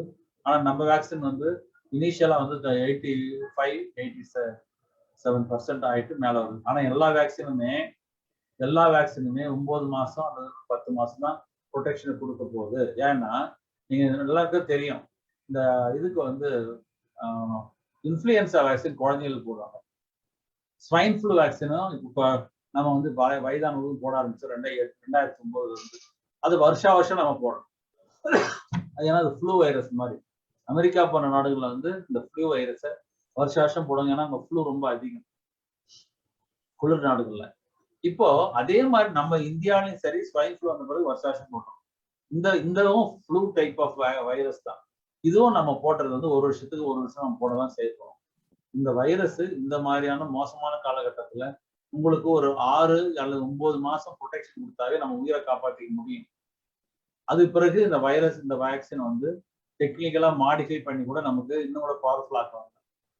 அது நடந்துன்னு இருக்கு. அதனால இந்த வேக்சின் வந்து இது நல்லதா இது நல்லதா என்ற ஆராய்ச்சிலாம் விட்டு கிடைக்கிற வேக்சின் முதல்ல போடுங்க. போட்டுட்டு ஒரு 6 மாசம் 7 மாசம் கழிச்சு இந்த நோயினுடைய பிரச்சனை இறப்புகள்லாம் குறைஞ்சு நோயினுடைய தாக்கு குறைஞ்ச பிறகு அதுக்கு அடுத்த வருஷத்துல நம்ம வந்து இன்னும் ஒரு 6 மாசம் அல்லது 8 மாசம் கழிச்ச பிறகு இன்னொரு வேக்சின் நல்ல வேக்சின் வரும், இன்னும் எளிதாக கிடைக்கும், அதை போட்டுக்கலாம். டாக்டர், ஒருத்தங்க ஒரு கொஸ்டின் கொஞ்சம் பெரிய சினாரியோ தான், நான் எக்ஸ்பிளைன் பண்றேன். ஒன்று வந்து அவங்க அம்மா வந்து லிவர் சிரோசிஸ்க்கும் பிபிக்கும் ட்ரீட்மெண்ட் எடுத்துட்டு இருக்காங்களா டாக்டர், மெடிசின்ஸ்ல இருக்கிறாங்களாம். கொஞ்ச நாளைக்கு முன்னாடி கீழே விழுந்துட்டாங்களாம். ஸோ ஒரு 1 மந்த்துக்கு முன்னாடி அவங்களுக்கு ஒரு 5 days ஃபீவர் இருந்திருக்கு. வீட்டில் உள்ளவங்க எல்லாருக்கும் பாசிட்டிவா இருந்திருக்கு. ஆனால் அந்த டைம்ல அவங்களுக்கு டெஸ்ட்டும் பண்ணலையாம். ஸோ இப்போ 1 மந்த்துக்கு அப்புறம் இப்போ அவங்க சேச்சுரேஷன் வந்து 96ல மெயின்டைன் ஆகுது. ஆனால் ஒரு லைட் ட்ரேசஸ் ஆஃப் காஃப் மட்டும் இருக்கு. ஸோ இப்போ நான் அவங்களுக்கு டெஸ்ட் எடுக்கணுமா அப்படின்னு கேட்டிருக்காங்க. தேவையே இல்லை, அவங்க டெஸ்ட் எல்லாம் எடுக்க வேண்டியது இல்லை. 96 மெயின்டைன் பண்ணாலும் அப்படியே மெயின்டைன் பண்ணுங்க. நல்ல உணவு வகையை கொடுங்க, அப்புறம் வந்து அந்த அவங்களுக்கு லேசா காஃப்லாம் இருக்கும், இந்த ஃப்ளூ மாதிரி வைரஸ், த்ரோட்ல வர அப்பர் ரெஸ்பிரேட்டரி இன்ஃபெக்ஷன், அதுக்கான மருந்துகளை வந்து நம்ம அவங்க குடும்ப டாக்டர்கிட்ட ஃபோன் பண்ணி கேட்டு கண்டிஷன்லாம் கேட்டு சேஃபான மருந்துகளை சாப்பிட சொல்லுங்க, சரியாயிடும். அவங்களே கேட்டிருக்காங்க அந்த ஃபீவருக்கு முன்னாடி ஃபர்ஸ்ட் டோஸ் கோவேக்சின் எடுத்திருந்தாங்களாம் 1 மந்த்க்கு முன்னாடி. ஸோ இப்போ செகண்ட் டோஸ் எப்போ எடுக்கணும் அப்படின்னு கேட்டிருக்காங்க. 1 மந்த்துக்கு முன்னாடி எடுத்தாங்கன்னா 4 வாரம் கழிச்சு தான் கோவேக்சின் போடுறது. 4 வாரம் முடிஞ்ச பிறகு கட்டாயமா கோவேக்சின் எடுத்து சொல்லுங்க அவங்கள. ஓகே. அதே மாதிரி ஒருத்தர் கேட்டிருக்காங்க நம்ம கேள்வி, கோவேக்சின் வந்து WHO அப்ரூவ்டான்னு சொல்றாங்க. எனக்கு ஒரு கேள்வி என்ன அடிக்கடி எல்லாரும் கேட்குங்க, டாக்டர் கேட்பேன். WHO வேர்ல்ட் ஹெல்த் ஆர்கனைசேஷன் வந்து உலகம் முழுவதும் மக்களுக்கு சுகாதார விஷயங்களை வழிகாட்டுற ஒரு மையம். அவங்க வந்து செக் பண்ணி லைசன்ஸ் எல்லாம் கொடுக்கல. அந்த வேக்சினை பத்தி அவங்க ஒப்பீனியன் கொடுக்குறாங்க. கோவேக்சினை பத்தி இனிஷியலாவே நல்ல வேக்சின் நல்லா இருக்குதுன்னு சொல்லிட்டு அதை பத்தி குறிப்புரைகள்லாம் எழுதிட்டாங்க. அது வந்து ஒரு பெரிய பாதிப்பை ஏற்படுத்தினா என்னால WHO இன்டர்வியூ பண்ணி அது சரி, அதை நிறுத்துன்னு சொல்லியிருக்காங்க. நிறுத்த சொல்ல அவங்க வந்து கோவேக்சினை பத்தியும் கோவிஷீல்டை பத்தியும் நல்ல விளக்க உரைகள் முதல்ல கொடுத்தாங்க. அதனால வந்து கோவேக்சினும் WHO அப்ரூவ்டு தான், கோவிஷீல்டும் அப்ரூவ்டு தான், ஸ்புட்னிக்கும் அப்ரூவ் தான். எல்லாம் இந்த வேக்சினை பத்தி நீங்க WHO வெப்சைட்ல போயிட்டு வேக்சின்ஸ் போட்டீங்கன்னா இந்த வேக்சினை பத்தி எல்லாம் அவங்க சொல்லியிருக்கிறாங்க. அதனால இந்த குழப்பத்தெல்லாம் ஏற்படுத்தி சாதாரண அதாவது இந்த குழப்பங்கள் அதிகமா வந்து நம்ம படிச்ச ஆட்கள் பண்ற குழப்பம் தான் ரொம்ப அதிகமா இருக்கு. சாதாரண மக்கள் சொன்னா அதை புரிஞ்சுக்கிறாங்க. அதனால இந்த வேக்சினை தயவுசெய்து போடுங்க சீக்கிரமா. எனக்கு ரொம்ப பயம் என்னன்னா, வேக்சின் போட்டவங்க எல்லாமே தப்பிச்சுட்டாங்க. அன்னைக்கு கூட முதல்வருடைய மீட்டிங் நான் சொல்லும்போது சொன்னேன், நான் 68% வந்து வயதானவர்கள் 60 வயசு மேல இருந்து இறந்துட்டாங்கன்னா, நம்ம வந்து வயதானவர்களும் தடுப்பூசி போடணுன்ற விஷயம் வந்து சரியா ரீச் ஆகல. அவங்களாம் தடுப்பூசி போட்டுட்டாங்களா அவங்களாம் இறந்துருக்க மாட்டாங்க. இதுதான் என்னுடைய கருத்து. அதனால தடுப்பூசிகள் வந்து யோசிக்கிறாங்க. அடுத்ததுமா டாக்டர் ஃபைசர் பத்தி ஒருத்தர் கேட்டிருக்காரு. அவர் துபாயில இருக்கிறாராம், செகண்ட் டோஸ் எடுத்துக்க முடியலையா. So can I take after 4 months அப்படின்னு கேட்டிருக்காரு. ஃபைசருக்கு கேட்டிருக்காரு டாக்டர். ஃபைசர் வந்து 4 monthsனாக்கா 16 வாரம் அப்படின்னா கட்டாயமா எடுத்துக்கலாம். 4 months கழிச்சு எடுத்துக்கலாம், கவலைப்படாம. ஓகே. டாக்டர் ஒருத்தர் கேட்டிருக்காரு, ஹோம் குவாரண்டைன்ல இருந்தும் 10 நாளைக்கு மேல ஃபீவர் கண்டினியூஸா இருக்கு. பேராஸ்டமால் எடுத்துக்கிறோம், ஆனா சேச்சுரேஷன் லெவல் வந்து 96ல மெயின்டைன் ஆகுது. இப்போ ஹாஸ்பிட்டலுக்கு போகணுமா அப்படிங்கிற மாதிரி கேட்டிருக்காரு. அது ஃபீவர் கண்டினியூஸா இருக்குதுன்னா அவருக்கு வந்து செகண்டரி இன்ஃபெக்ஷன் இருக்குதுன்னு அர்த்தம். செகண்டரி இன்ஃபெக்ஷன் அந்த வைரஸினுடைய பாதிப்புகள் ஏற்பட்ட பிறகு அந்த அந்த உறுப்புகளுடைய சுவாச பையுடைய உறுப்புகள் அலர்ச்சியால வந்து பாக்டீரியல் இன்ஃபெக்ஷன் வரும். அதுக்கு ஆன்டிபயோட்டிக்ஸ் தான் சரியா போட்டாரான்னு கேளுங்க.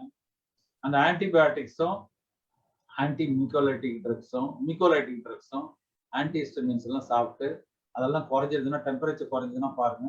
இது பிறகு 10 நாள் பிறகு டெம்பரேச்சர் இருக்குது, ஏன்னா 96 கீழே 94 93 வந்துச்சுன்னா அவரை வந்து கட்டாயமா கோவிட் டெஸ்ட் பண்ணிட்டு சிடி ஸ்கேன் பண்ணலாம். ஆனா வயசு பார்த்துருக்கேன், அவர் வந்து ரொம்ப வயதானவர் இருந்தாக்கா உடனே செஞ்சா நல்லதா இருக்கும். டாக்டர் ஒருத்தர் கேட்டிருக்காரு, ஒரு இந்த ஒருத்தர் கிட்ட இருந்து இன்னும் எந்த ஸ்டேஜ்ல வந்து இன்னொருத்தங்களுக்கு ஸ்ப்ரெட் ஆகும். ஒரு பர்சன் கூட ஒரு 5 நாளைக்கு முன்னாடி க்ளோஸ் கான்டாக்ட்ல இருந்தா அவருக்கு இன்னைக்கு பாசிட்டிவ் ஆயிருக்கு அப்படின்னா எங்களுக்கு அது ஸ்ப்ரெட் ஆகிறதுக்கான பாசிபிலிட்டிஸ் எவ்வளவு இருக்கும் அப்படிங்கிற மாதிரி கேட்டிருக்காரு. அதுதான் இந்த வைரஸினுடைய எண்ணிக்கை பொறுத்தவரை ஒருத்தர் வந்து அவர் மற்றவங்களுக்கு இன்ஃபெக்ட் பண்றாரு. ஷெட்டிங் ஆஃப் வைரஸ் பேரு. அது இந்த வைரஸ் உடம்புல போன உடனே it develops copies of millions of copies. அந்த வேகமா எண்ணிக்கை இன்க்ரீஸ் ஆகுது. அந்த எண்ணிக்கை இன்க்ரீஸ் ஆகும்போது தான் அவர்கிட்ட இருந்து அந்த இன்ஃபெக்ஷன் வந்து ஸ்ப்ரெட் ஆகுது. ஆனா இப்போதைக்கு இந்த நோய் வந்து இந்த பர்டிகுலர் வைரஸ் என்பது ஹைலி கண்டேஜியஸ் வைரஸ், சீக்கிரமா மற்றவங்களுக்கு பரவுற வைரஸ். சரியாமா? வேகமா பரவுது. அப்புறம் செகண்ட் இன்னொரு விஷயம் நான் சொல்லாத விஷயம் என்னன்னா, அந்த நம்ம இந்தியன் கொரோனா வைரஸ்ல வந்து டபுள் மியூட்டேஷன் வந்திருக்குது. செகண்ட் நம்முடைய விஷயத்துல வந்து இந்த டபுள் மியூட்டேட்டட் வைரஸ் வந்து நம்முடைய இயல்பான நோய் எதிர்ப்பு சக்தியை தாண்டி போயிடுது, ஏமாத்துது. நம்முடைய இயல்பான நோய் எதிர்ப்பு சக்தியை ஏமாத்துது இந்த வைரஸ். இந்த 2 காரணங்களால தான் இது வேகமா பரவுதுன்னு சொல்றது ஒரு விஷயம். இதுக்கு ஒரே ஒரு தடுப்பு என்ன சொல்றோம், அதுக்கு WHO இந்த 2 விஷயத்தையும் இந்தியன் வைரஸ்ல எடுத்துக்கிட்டோம்னா அதுக்கு அது தடுக்கிறது ஒரே வழி வேக்சின் தான். இந்த வேக்சின் வந்து என்ன மாதிரியான உருமாற்றங்கள் ஏற்பட்டாலும் அந்த புரதங்கள்லாம் ஒண்ணுதான். அதனால இந்த வைரஸ் வேக்சின் மட்டும் கொடுத்தா அதனுடைய இதை வந்து மட்டுப்படுத்த முடியும் என்பது உண்மை. ஓகே. அதே மாதிரி யாரோ ஒருத்தர் கேட்கறாங்க, சோயா எல்லாம் சாப்பிடலாமா, ஃபுட் அலர்ஜி இருக்கும், வேக்சின் கொடுக்கலாமா? ஃபுட் அலர்ஜி இருந்தாக்கா எக் அலர்ஜி இருக்குதான்னு பாருங்க, அது மட்டும் பார்த்துக்குங்க. மற்றபடி வேற எந்த ஃபுட் அலர்ஜியும் வரல. இப்போ எங்க ஹாஸ்பிட்டல் நாங்கள் வந்து வேக்சின் போட்டோம், ஒரு 20,000 பேருக்கு வேக்சின் போட்டோம். நான் அதில் ஃபுட் அலர்ஜி எல்லாம் போட்டு நாங்கள் உட்கார வச்சிருந்தோம். ஒரு அரை நாள் உட்கார வச்சிருந்து வெயிட் பண்ணி பார்த்தோம், அதில் ஒண்ணுமே பிரச்சனை இல்லை. டாக்டர், மெடிசின்ஸ் பத்தி ஒரு 2-3 கேள்வி இருக்கு, நான் கிளப் பண்ணி கேட்குறேன். ஒருத்தங்க வந்து செல்ஃப் மெடிகேஷன் நம்ம ஏதாவது எடுத்துக்கலாமா அப்படின்னா என்னென்ன டேப்லெட்ஸ் எடுத்துக்கலாம் அப்படின்னு கேட்டிருக்காங்க. இன்னொருத்தர் வந்து இந்த கோவிட் வேக்சின்னால பிளட் கிளாட்ஸ் ஏற்பட்டு உயிரிழப்பு ஏற்படுதுன்னு சொல்றாங்க. அப்படின்னா வந்து ஆஸ்பிரினை வந்து நம்ம எடுத்துக்கலாமா அப்படின்னு கேட்டிருக்காங்க. இன்னொருத்தர் வந்து கோவிட் நெகட்டிவ் வந்ததுக்கு அப்புறம் கிளவிரா டேப்லெட் எடுத்துக்கலாமா அப்படின்னு கேட்டிருக்காங்க டாக்டர். கிளவிரான்றது வந்து ஒரு இது மாதிரி சித்தா ட்ரக் மாதிரி தான் நம்ம அது. அதனால வந்து கிளவிரா சாப்பிட்றதுக்கு ஒண்ணும் இல்லை. நான் வந்து சித்தாவுக்கும் ஆயுர்வேதாவுக்கும் ரொம்ப சப்போர்ட் பண்ணுவேன். எப்படின்னா இது ரெண்டும் வந்து எமர்ஜென்சி பீரியட்ல ரொம்ப உதவாது, உயிர் காப்பாற்றுற ஒரு கிரிட்டிக்கல் ஸ்டேஜ்ல உதவாது. ஆனா நோயினுடைய தீவிரம் குறையிறதுக்கு அது ஹெல்ப் பண்ணும். நோயினுடைய தீவிரம் குறையிறதுக்கு இது ஹெல்ப் பண்ணும். நோயினுடைய ப்ரொக்ரெஷன் அதிகமாகிறது தடுத்து நிறுத்துறதுக்கு உதவி செய்யும். அதனால வந்து அந்த கிளவிராவோ அல்லது ஆயுர்வேதிக்கில் கொடுக்குற இந்த மருந்துகளோ வந்து நம்ம யூஸ் பண்ணலாம். அதில் வந்து மெட்டல்ஸ் எல்லாம் இருக்கிறத மட்டும் யூஸ் பண்ண வேணாம். மெட்டல்ஸோ அல்லது மெர்க்குரியோ இருக்கிற மருந்துகளோ யூஸ் பண்ண வேணாம். மற்றபடி இன்னொரு கேள்வி என்னமா கேட்டீங்க? செல்ஃப் மெடிகேஷன் எடுத்துக்கலாமா அப்படின்னா என்ன? செல்ஃப் மெடிகேஷன் வந்துமா ஃபீவருக்கு எடுக்கலாம். அது வர இந்த ஃபோன் வருது, ஒரே நிமிஷம். ஓகே. ஒரு கார்த்திகை சொல்லுங்க, பேசுங்க.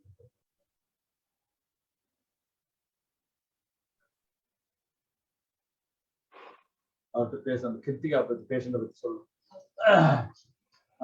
நம்ம என்ன செல்ஃப் மெடிகேஷன் வந்துமா இப்போ நமக்கு மேலை நாடுகள்ல பாருங்க, பாராசிட்டமால் கவுண்டர்ல விற்கிறாங்க, அலர்ஜி மாத்திரை கவுண்டர்ல விற்கிறாங்க, சைனஸுக்கு இந்த சைனைடு எல்லாம் கொடுக்குறாங்க, ஈவன் பிபி மாத்திரை கொடுக்குறாங்க.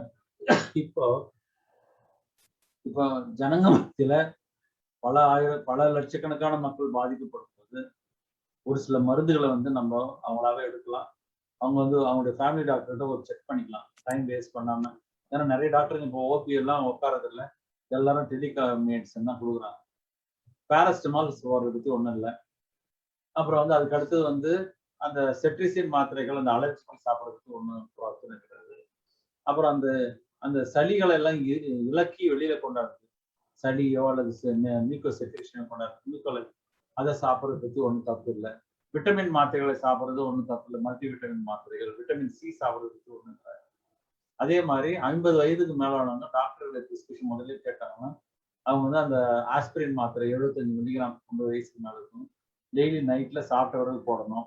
ஆஸ்பிரின் போடும்போது பேண்டப்ரோசோல் மாத்திரை சாப்பிட்றதுக்கு அரை மணி நேரத்துக்கு முன்னாடி சாப்பிடணும்.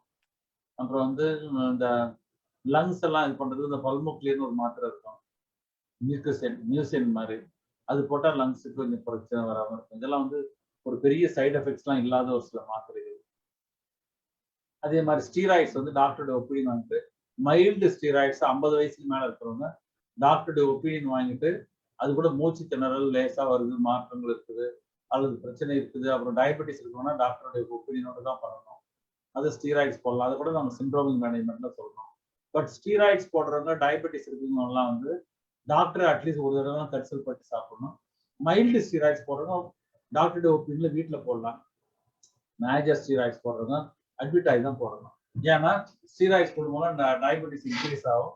டயபெட்டிஸை கட்டாயம் கண்ட்ரோல் பண்ணணும். ஏன்னா இப்போ சிவியர் பேஷண்ட்டுக்கு டயபெட்டிஸ் அதிகமா இருக்கு, நோயினுடைய தாக்கம் அதிகமா இருக்குன்ற போது ஸ்டீராய்ட்ஸ் ஹெவி டோஸ்ல இன்ஜெக்ஷன்லாம் போடுவாங்க. அதே நேரத்துல அந்த டயபெட்டிஸ் கண்ட்ரோலுக்கு இன்சுலின் ட்ரிப்லேயே போடுவாங்க. அதனால வீட்டில் நீங்க சொல்ற மாத்திரைகளை வந்து ஆஸ்பிரின் வரல நீங்க சாப்பிடலாம். அது கூட டாக்டரோட ஒப்பீனியன் வந்துட்டு ஸ்டீராய்ட்ஸ் எல்லாம் டாக்டருடைய மேற்பார்வையில சாப்பிடுறது. டாக்டர், இந்த பிளட் கிளாட் ஆகிறதுக்காக கொரோனா வந்தவங்க வந்து ஆஸ்பிரின் எடுத்துக்கலாமான்னு கேட்டிருந்தாங்க. ஐயோ, அது கட்டாயமா எடுக்கணுமா? அது ரொம்ப முக்கியமான திருத்தி சொல்றேன். கொரோனா வந்து முடிஞ்சு நல்லானவங்க கூட ஆஸ்பிரினை எனக்கு கேட்டீங்கன்னா ஒரு 75 மில்லிகிராம் டேப்லெட் வந்து 1 வருஷம் கூட சாப்பிடலாம். இந்த கேஸ்ட்ரைட்டிஸ் எல்லாம் வரும், அவங்க பார்த்துக்க அதுக்கு தகுந்த மாதிரி நீங்க உணவு பழக்கம் மாற்றிக்கணும். அந்த பேண்டோபிரசால் போடணும். அந்த ஆஸ்பிரின் நீங்க 70 மில்லிகிராம் டெய்லி போட்டீங்கன்னா அது அந்த ரத்தம் உறைதலோ அல்ல ரத்த குழாயில மாற்றங்களோ அந்த ஸ்ட்ரோக்கோ அல்லது ஹார்ட் அட்டாக்கோ டீப் வெயின் த்ராம்பஸ் கண்ட்ரோல் பண்ணலாம். இன்னும் ஒரு சிலர் வசதி படைச்சவங்க அந்த ஹெப்பாரின் மாதிரியான இன்ஜெக்ஷன் கூட போட்டுக்கிறாங்க. அதெல்லாம் டாக்டருடைய நேரடி பார்வையில் போடுறது. டாக்டர் இந்த ஆவி பிடிக்கிறத பத்தி நிறைய கேட்டுட்டே இருக்கோம். ஸோ ஆவி பிடிக்கலாமா அப்படின்னு கேட்குறாங்க. அப்படின்னா ஒரு நாளைக்கு எத்தனை முறை? ஹோம் குவாரண்டைன்ல இருக்கிறவங்க ட்ரீட்மெண்ட் மாதிரி பண்ணிக்கலாமா? இல்லைன்னா ப்ரிகாஷனுக்காக எடுத்துக்கலாமா? இந்த ஆவி பிடிக்கிறத பத்தி உங்களோட ஒப்பீனியன் என்ன? ஆவி பிடிக்கிறத பத்தி அது நம்முடைய யூஸ்வல் கன்வென்ஷனல் மெத்தட்மா. அது வந்து சைனஸ் இருக்கும் பிடிப்பாங்க, மூக்கடைப்பு இருக்கும் பிடிப்பாங்க. ஆனா என்னை பொறுத்தவரை இந்த கோவிட்ல வந்து அது தேவையில்லைன்னு நான் நினைக்கிறேன். எப்படின்னா நான் சொன்னேன் ரத்த குழாயில வந்து இந்த வைரஸ் போயிட்டு இன்ஃப்ளமேஷன் ஏற்படுத்துது. நுரையீரலை சுத்தி இருக்கிற ரத்த குழாய்களை அந்த அந்த கேபிலரிஸ் எல்லாம் பாதிப்பை ஏற்படுத்தி அந்த பாதிப்புகளினால் அந்த நோயுற்ற அந்த ரத்த குழாயிலிருந்து நீர் வடிதல் ஏற்பட்டு ஆல்வியோலைகள்ல போயிட்டு சிறு சிறு சுவாச பைகள் எல்லாம் போய் நிரம்பி அந்த ஆல்வியோலை எல்லாம் செயலிழந்து போய் அப்புறம் தான் லங்ஸ் அஃபெக்ட் ஆகுது. இந்த நேரத்துல வந்து அந்த ஆவி பிடிச்சிக்கிறது ஆவி பிடிக்கிறது அதெல்லாம் எந்த வகையில விஞ்ஞானபூர்வமான சரின்றது எனக்கு என்னால ஒத்துக்கொள்ள முடியல. அதனால கோவிட் பேஷண்ட்ஸ் ஆவியெல்லாம் பிடிக்கிறத விட நல்ல வாய் கொப்பளிக்க மூக்கை கழுவுங்க. மூக்கை நல்லா உறிஞ்சி கழுவி சுத்தம் பண்ணுங்க. அப்பதான் அந்த கிருமி அந்த வைரஸ் வந்து அதிகமான எண்ணிக்கையில் இருக்குது. ஒரு தொண்டையில வந்து ஒரு ஒரு 1 மில்லியன் வைரஸ் இருக்குன்னு வச்சுக்கோங்களேன். நீங்க வாய் நல்லா கழுவும் போது அந்த 1 மில்லியனும் போகலாம் அல்லது அட்லீஸ்ட் 9 மில்லியன் போச்சுன்னா கூட அந்த வைரஸினுடைய தாக்கம் நமக்கு குறையும். மூக்குல இருந்து கழுவணும். கழுவிட்ட பிறகு அதனால அந்த கிருமி வந்து மற்றவங்களுக்கு வர்றது வந்து மற்றவங்களுக்கு பரவுறதும் குறையும். அதனால ஆவி பிடிக்கிறது வந்து நம்ம கோவிடுக்கு நான் ரெக்கமெண்ட் பண்றது இல்லை. அதுவும் பொது இடங்கள்ல ஆவி பிடிக்கிறது வந்து நான் இன்னும் கூட பேடு. ஏன்னா இந்த வைரஸ் வந்து நுரையீரல என்ன மாதிரி மாற்றத்தை ஏற்படுது நான் உங்களுக்கு சொல்லிட்டேன். இது சாதாரண பாக்டீரியல் இன்ஃபெக்ஷன் ஆச்சு. அதனால வந்து அதெல்லாம் அடைச்சின்னு இருக்கு, இதெல்லாம் அடைச்சிக்குது. சுவாச பையை வந்து அடைப்புகளை நீக்கிறோம்னு சொன்னா பரவாயில்ல. பட் இது வந்து ரத்த குழாய்கள் மூலமாக சுவாச பைகள்ல இருந்து ஆக்சிஜன் வந்து நமக்கு ரத்தத்துக்கு போறதும் ரத்தத்துல இருந்து கார்பன் டை ஆக்சைடு லங்ஸுக்கு வந்து அந்த எக்ஸ்சேஞ்ச் கேசியஸ் எக்ஸ்சேஞ்சு ஹேம்பர் பண்ணுது. அதனால வந்து இந்த இடத்துல இதனுடைய சிஸ்டமே டிஃப்ரெண்டா இருக்கும்போது ஆவி பிடிக்கிறது நம்ம என்கரேஜ் பண்ண வேணாம். மற்றபடி நார்மலான ஆட்கள் வந்து சாதாரண கோல்டுக்கு சாதாரண ஃப்ளூக்கெல்லாம் ஆவி பிடிக்கிறத பத்தி ஒன்றும் தப்பு இல்லை. டாக்டர் ஒருத்தவங்க கேட்டிருக்காங்க, அவங்க பேரண்ட்ஸ் வந்து ஏதோ ஒரு ஜிஹெச்ல போய் ஃபர்ஸ்ட் டோஸ் வேக்சின் எடுத்திருக்காங்க டாக்டர். ஆனா என்ன வேக்சின் அவங்க கிட்ட அவங்க மென்ஷன் பண்ணல.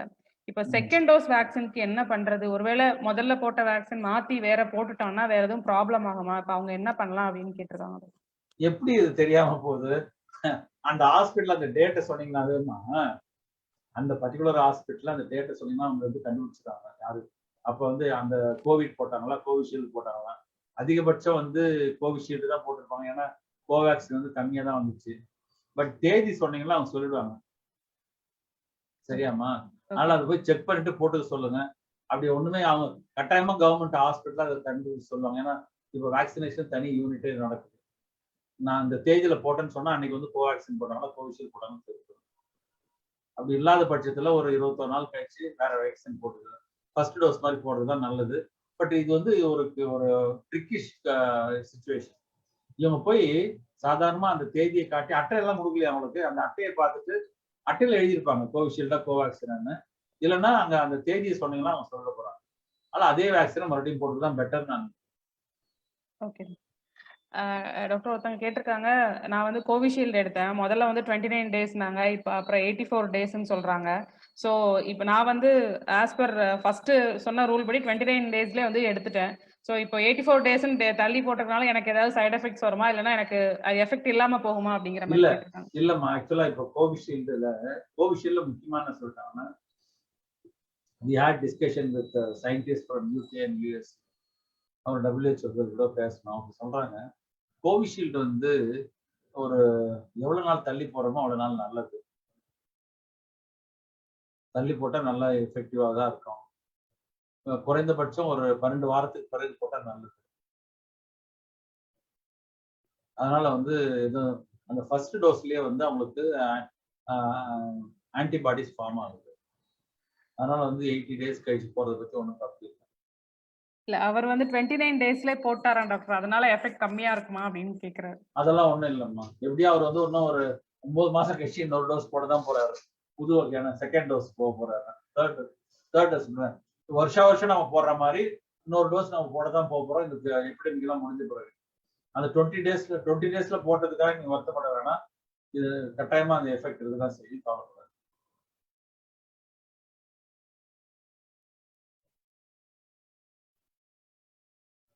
ஹலோ டாக்டர் சொல்லுமா. கேக்குதா? டாக்டர் ஸ்கின் அலர்ஜி இருக்கிறவங்க வேக்சின் எடுத்துக்கலாமான்னு கேட்டிருக்காங்க டாக்டர். ஸ்கின் அலர்ஜிக்கு கூட போட்டுக்கலாமா? அவங்களுக்கு எதுவும் பிரச்சனை வராது. அந்த மாதிரி ஸ்கின் அலர்ஜி எல்லாம் இருக்கவங்க வேக்சின் போட்டு அங்க ஒரு மணி நேரத்துக்கு ஒரு 2 மணி நேரம்லாம் அங்க சென்டர்ல உட்காந்துட்டு பார்த்துட்டு போலாம். அந்த ஆன்டி அலர்ஜி மாத்திரை போட்டுன்னா சரியாயிடும். நாங்க நிறைய பேர் போட்டோமா ஸ்கின் அலர்ஜி எல்லாம் வந்து சொரியாசிஸ் எல்லாம் போட்டோம் நாங்க. பட் ஒன்றும் ப்ராப்ளம் வரல. அவங்கள வந்து 3 ஹவர்ஸ் கூட உட்கார வச்சுட்டாங்க பார்த்தோம். அவர் வீட்டுக்கு போன பிறகு 2-3 நாள் ஃபாலோ பண்ணோம். ஒன்றும் பிரச்சனை இல்லை. டாக்டர் அதே மாதிரி ஜென்டாமைசின் அலர்ஜி இருக்கு, அவங்க போடலாமான்னு கேட்டிருக்காங்க. போடலாம், கட்டாயம் போடலாம். வேக்சின். ஓகே டாக்டர், இந்த இம்யூனிட்டி வந்து ஐ மீன் இந்த ஆன்டிபாடிஸ் வந்து ஃபார்ம் ஆகுது இல்லையா, அது வந்து எவ்வளவு நாளைக்கு இருக்கும்? அது கோவிட் வந்து கியூர் ஆனவங்களுக்கு எவ்வளவு நாளைக்கு இருக்கும்? வேக்சின் வந்து போட்டதுக்கு அப்புறம் எவ்வளவு நாளைக்கு அந்த ஆன்டிபாடிஸ் இருக்கும் அப்படின்னு கேக்குறாங்க. இந்த ஆன்டிபாடிஸ் வந்து லைஃப் லாங் இம்யூனிட்டி தான் தராதுமா. மேக்சிமம் அதிகபட்சம் ஒரு 9 to 10 மாசம் இருக்கும் ஆன்டிபாடிஸ். அதிகபட்சம் 1 வருஷம் இருக்கணும். பட் என்னுடைய கணிப்புல வந்து ஒரு 10 மாசம் இருக்கும், அவ்வளவுதான். அதுக்கு பிறகுதான் நம்ம ஒவ்வொரு வருஷமும் அந்த ஃப்ளூ வைரஸ்க்கு எல்லாம் போடுற மாதிரி தான். இப்போ சிக்கன் பாக்ஸ்க்கு எல்லாம் வேக்சின் போட்டீங்கன்னா லைஃப் லாங் இருக்கும். சிக்கன் பாக்ஸ் வந்தாலும் லைஃப் லாங் இம்யூனிட்டி, வேக்சின் போட்டாலும் லைஃப் லாங் இம்யூனிட்டி. அதே மாதிரி இதுல அப்படி கிடையாது. இது வந்து ஃப்ளூ வைரஸ், அடிக்கடி மாறிக்கிட்டே இருக்குது அதனுடைய தன்மை. இப்போ இது ஸ்வைன் ஃப்ளூ, பன்றி காய்ச்சல் நம்ம போட்ட வேக்சினே வந்து நிறைய மாறிடுச்சு. அதை வந்து மாற்றி அதனால வருஷம் போடணும். அதே மாதிரி இதுவும் அந்த ஃப்ளூ டைப் ஆஃப் வைரஸ்ன்றதுனால வருஷம் போட வேண்டியதா இருக்கும். இதனுடைய எதிர்ப்பு சக்தி ஒரு 10 மாசம் 11 மாசம் இருந்தாலே பெரிய விஷயம் நான் நினைக்கிறேன். டாக்டர், நீங்க ஃப்ளூ வேக்சின் பத்தி பேசும்போது 2-3 இடத்துல மென்ஷன் பண்ணீங்க. இப்ப தேர்ட் வேவ்னு ஒன்று வந்தா அது வந்து குழந்தைங்களை ரொம்ப அதிகம் பாதிக்கும். ஸோ வந்து இந்த ஃப்ளூ வேக்சின் வந்து குழந்தைங்களுக்கு ரெகுலரா போடுங்க அப்படிங்கறது சொல்றாங்க, எக்ஸ்பர்ட் சொல்றாங்க. ஸோ அதை பத்தி உங்களோட கருத்து என்ன? நம்ம ரெகுலரா ஃப்ளூ வேக்சின் போடுறோம்னா குழந்தைகளுக்கு ஃப்ளூ வேக்சின் இப்பெல்லாம் போடுறாங்க எல்லாருமே. அந்த ஃப்ளூ வேக்சினுடைய எதிர்ப்பு சக்தி அதிகமா இருக்கும். நான் ஒரு முக்கியமான விஷயத்த நான் சொல்லிக்கொள்ள விரும்புறேன். என்னுடைய எஸ்ஆர்எம் மருத்துவ சிம்ஸ் ஹாஸ்பிட்டல்ல நான் வந்து ஒரு international vaccination centre and travel clinic வச்சிருக்கோம். இதுல வந்து கடந்த ஒரு 3 வருஷமா வந்து நம்ம நிமோகாக்கல் வேக்சினும், லங்ஸ் பாதுகாக்கிறது நிமோகாக்கல் வேக்சினும், அதே மாதிரி ஸ்வைன் ஃப்ளூக்காக வேக்சின் போட்டுன்னு இருக்கோம். இந்த வேக்சின் போடுறவங்க ஒரு 500 பேருக்கு நாங்க கான்டாக்ட் பண்ணி பார்த்ததுல அவங்களுக்கு கொரோனா வைரஸே வரல. இதை நான் பப்ளிஷ் பண்ணதான் நினைக்கிறேன், பட் வரல. அதனால நான் என்ன நினைக்கிறேன்னா, அது வந்து என்ன ஒரு WHO சொல்லும்போது ஒரு some sort of little protection it gives, இந்த மாதிரி அவங்க சொல்லியிருந்தாங்க நிமோகாக்கல் வேக்சின்லாம். அதனால நிமோகாக்கல் வேக்சினும் அந்த குவாட்ரிவேலன்ட் வேக்சின் அகேன்ஸ்ட் ஃப்ளூவும் கட்டாயமா ப்ரொடெக்ட் பண்ணுது. அதனால குழந்தைங்களுக்கு பாதுகாப்பு இருக்கும். குழந்தைங்களுக்கு அதை விட முக்கியமா தாய்ப்பாலுடைய பாதுகாப்பும் இருக்குது.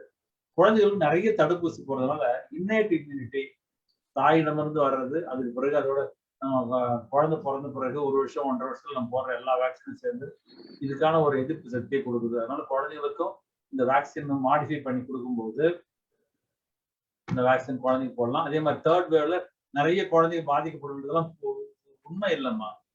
இப்ப கூட பாருங்க, இளைஞர்கள் நிறைய பேர் டெத் ஆயிட்டாங்க. அப்படிலாம் இல்லை. இளைஞர்கள்ல கூட டெத் ஆனவங்க நீங்க பாத்தீங்கன்னா அவங்களுக்கு வந்து ஒபேசிட்டி, அந்த உடல் பருமன், அப்புறம் வந்து ஸ்மோக்கர்ஸ், அப்புறம் வந்து சைல்ட்ஹுட் டயபெட்டிஸ் உள்ளவங்க, சைல்ட்ஹுட் டயபெட்டிஸ் இதெல்லாம் இருக்கவங்க தான் வருது. மற்றபடி யாருக்கும் வராது. அதனால குழந்தைங்களுக்கு எல்லாம் 3வது அலையில வந்து நம்ம இந்த பயன்படுத்துறதுல ரொம்ப கில்லாடிங்க. விஞ்ஞான பூர்வமா பயன்படுத்தினால பரவாயில்ல. விஞ்ஞானத்துல அதுக்கு குழந்தைங்களுக்கு வரும்ன்றதுக்கு எவிடன்ஸ் எல்லாம் ஒண்ணும் இல்லை. இப்போ வந்ததுக்கே நான் எவிடன்ஸ் சொல்லிட்டேன், நான் எப்படி வந்துச்சுன்னு சொல்லிட்டேன். அதனால நமக்கு வந்து நோய் எதிர்ப்பு சக்தி அதிகமா இருக்கு. இன்னொரு விஷயம் என்னன்னா, இந்த ஸ்லம் பாப்புலேஷன் மத்தியில இது வந்து கோவிட் இன்ஃபெக்ஷன் இருக்கும், ஆனா டெத் ரொம்ப கம்மியா இருக்கு ஸ்லம் பாப்புலேஷன். ஏன்னா அவங்களாம் அந்த நோய் எதிர்ப்பு சக்தி அதிகன்ற மாதிரி ஒரு ஃபீலிங், அந்த சுற்றுப்புற சூழ்நிலை வந்து அவங்களுக்கு ஏற்படுத்தின இம்யூனிட்டி. டாக்டர் ஆல்மோஸ்ட் நம்ம எண்டுக்கு வந்துட்டோம். One last question doctor. Covid patients என்ன டயட் எடுத்துக்கலாம் அப்படின்னு நிறைய பேர் கேட்டிருந்தாங்க. ஸோ அதுக்கு எல்லா விதமான நல்ல நல்ல உணவு, புரதச்சத்து சாப்பிடுங்க. அப்புறம் வந்து விட்டமின் சத்து இருக்கிற உணவுகளை சாப்பிடுங்க. அப்புறம் வந்து இம்யூனிட்டிக்காக நாங்க என்ன சொல்லுவாங்க, டயர்ட்னஸ் எல்லாம் போறது தண்ணி நிறைய குடிக்கணும். அப்புறம் வந்து இந்த ஒயிட் எக் எல்லாம் சாப்பிடலாம். ஜனங்க ஒயிட் எக் சாப்பிடலாம். எளிதில் ஜீரணிக்கக்கூடிய காரத்தன்மை இல்லாத உணவுகளை சாப்பிட்டா நல்லதுதான். ஏன்னா மாத்திரைலாம் நிறைய சாப்பிடுறீங்க, கேஸ்ட்ரைஸ்லாம் வரக்கூடாது. அதே மாதிரி நைட்ல படுக்கும் போதெல்லாம் வந்து சீக்கிரமா சாப்பிட்டு படுங்க. சிலர் என்ன பண்ணுவாங்கன்னா லேட்டா சாப்பிட்டு உடனே படுத்துக்குவாங்க. அப்போ வந்து ரிகர்ஜிடேஷன் ஆகணும். ஆல்ரெடி கொஞ்சம் மூச்சு திணறலாம் இருக்கவங்களுக்கு அந்த மாதிரி ரிகர்ஜிடேஷன் வந்தா பிரச்சனை வரும். ஆஸ்பிரேஷன்லாம் ஆக வாய்ப்பு உண்டு. உணவுல வந்து எந்த விதமான தடையும் கிடையாது. எல்லா வகையான உணவு சாப்பிடுவோம். ரொம்ப காரமான உணவுகளை சாப்பிடாதீங்க. உடனடியாக தயார் பண்ண சூடான உணவு சாப்பிடுங்க. தண்ணீர் வந்து நிறைய குடிங்க. இதுல வந்து உணவுக்கு தடையே கிடையாது. ஜுரம்லாம் இல்லாத பட்சத்துல எல்லா உணவையும் சாப்பிடுங்க. காரத்தன்மை இருந்தாலும் இந்த கேஸ்ட்ரைட்டிஸ்லாம் அவாய்ட் பண்ண மருத்துவ மாத்திரை நிறைய சாப்பிடுறீங்க. லேட்டா சாப்பிட்டு உடனே படுக்காதீங்க, சீக்கிரமா சாப்பிடுங்க. Thank you so much doctor. இவ்வளோ நேரம் பொறுமையா எங்களோட கேள்விக்கெல்லாம் ஆன்சர் பண்ணீங்க. ஆலோசனைகளை மட்டும் இல்லாமல் உங்களோட அனுபவங்களையும் நீண்ட நெடிய அனுபவங்களையும் எங்களோட பகிர்ந்துக்கிட்டீங்க. ஸோ நிறைய விஷயங்கள் உங்கள்கிட்ட இருந்து நாங்கள் இன்னைக்கு எடுத்துட்டு போறோம். ஸோ உங்களோட டைமுக்கு ரொம்ப நன்றி டாக்டர். Thank you so much. வேற யாருன்னா உங்களுக்கு டவுட்ஸ் இருந்தாக்கா எங்களுக்கு வந்து என்னுடைய ஃபோன் நம்பர் கொடுத்து அதில் வந்து டெக்ஸ்ட் பண்ண சொல்லுங்கம்மா. என் நம்பர் வந்து 9444415060. இது வந்து வாட்ஸ்அப் இருக்கு அல்லது எஸ்எம்எஸ் ஏதோ ஒரு மெசேஜ் நீங்க உங்களோட டவுட்ஸை கேட்டீங்கன்னா I will be happy to answer you. Because இந்த ஃபேஸ் வந்து உலகத்திலே நம்ம எப்பவும் பார்க்காத ஒரு மனித துயரத்தை ஏற்படுத்தும் ஒரு ஃபேஸ். இந்த நேரத்தில் நம்ம ஒருத்தருக்கு ஒருத்தர் உதவி செய்து கொள்ளணும். அதே மாதிரி என்னுடைய ஹம்பிள் ரெக்வஸ்ட் வந்து நம்மளை காப்பாற்றுறது வந்து இப்போ வந்து வேக்சினேஷனும் மாஸ்க்கும் தான். அதை நாங்க செய்யுங்க. அதே மாதிரி நம்ம ஜனங்களை டிஸ்கிரிமினேட் பண்ணாதீங்க. உங்க வீட்டுல வந்து வேலை செய்யற உங்களுக்கு எல்லாம் உதவி செய்யுங்க. அன்றாட கூலிகளா இருக்கிற மக்களுக்கு வந்து நம்ம சப்போர்ட் பண்ணுவோம். சென்னை பொறுத்தவரை நகரங்கள்லாம் வந்து அன்றாட கூலிகள் தான் வந்து 1/3 ஆஃப் பாப்புலேஷன். பாம்பேயா இருக்கட்டும், சென்னையா இருக்கட்டும், எங்க இருந்தாலும் சென்னையில ஒவ்வொரு ஊர்லயும் வந்து இப்போ சென்னையில வந்து 78 லட்சம் பாப்புலேஷன் வச்சுக்கோங்க. அதுல வந்து 25 லட்சம் வந்து ஸ்லம்ல தான் இருக்காங்க. அவங்கள மோஸ்ட்லி எல்லாம் டெய்லி வேஜ் போயிடுவாங்களா. இந்த லாக்டவுனுக்கு எல்லாம் ரொம்ப கஷ்டப்படுவாங்க. அதனால we should feel the pleasure of sharing our comforts, our food with less privileged and the comfort there. அது ரொம்ப இம்பார்ட்டன்ட். இந்த நேரத்துல நிறைய விஷயம் பார்க்குறோம். நிறைய பேர் வந்து ஜனங்களுக்கு சாப்பாடு போடுறது, அவங்களுக்கு ஹெல்ப் பண்றது, அன்பா பேசுறது, தைரியப்படுத்துறது, பயமுறுத்தாமல் இது பண்றது, நோயாப்பட்டவங்க வந்து ஒவ்வொரு வீட்டுக்கெல்லாம் வரும்போது வராதிங்க நீங்க டெஸ்ட் பண்ணி வாங்குறது, துரத்துறது. இது வந்து ஒரு நான் வந்து கண்ணெதிர பாக்குறேன். இந்த நோய் நேரத்துல ஒரு அன்டச்சபிலிட்டி ஆக்ட் அப்படியே பாக்குறேன். ஒரு சில அபார்ட்மெண்ட்ல உள்ளவே விட மாட்டேங்கிறாங்க. அவங்க சொந்த வீடு வச்சிருக்கீங்க. இதெல்லாம் எவ்வளவு ஒரு மனிதத்தன்மை இல்லாத ஒரு விஷயம். இதெல்லாம் நீங்க நம்ம மாத்தணும்னு என்னுடைய ஆசை. So let us be safe, keep your self safe, stay safe, stay healthy, stick to the science. அப்படிதான் WHO சொல்றது. சேஃபா இருங்க, ஹெல்த்தியா இருங்க, அறிவியல் பூர்வமான உண்மைகளோடு ஒத்துப்போங்க. ஒரு மூடத்தரமான விஷயங்களை வந்து பின்பற்றி நம்மளையும் கெடுத்துக்கணும், மக்களையும் கெடுக்க கூடாது. இந்த நோயில இருந்து நம்ம விடுதலை ஆக போறோம் கட்டாயமா. இந்த ஜூன் மாசம் முதல் வாரத்திலே 2வது வாரத்திலே நமக்கு நோயினுடைய தாக்கம் மிகவும் குறைஞ்சிடும்.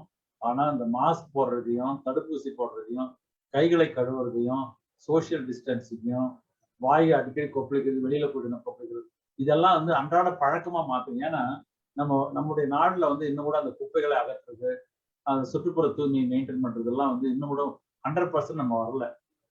அதனால இதெல்லாம் பண்றது ரொம்ப முக்கியம்.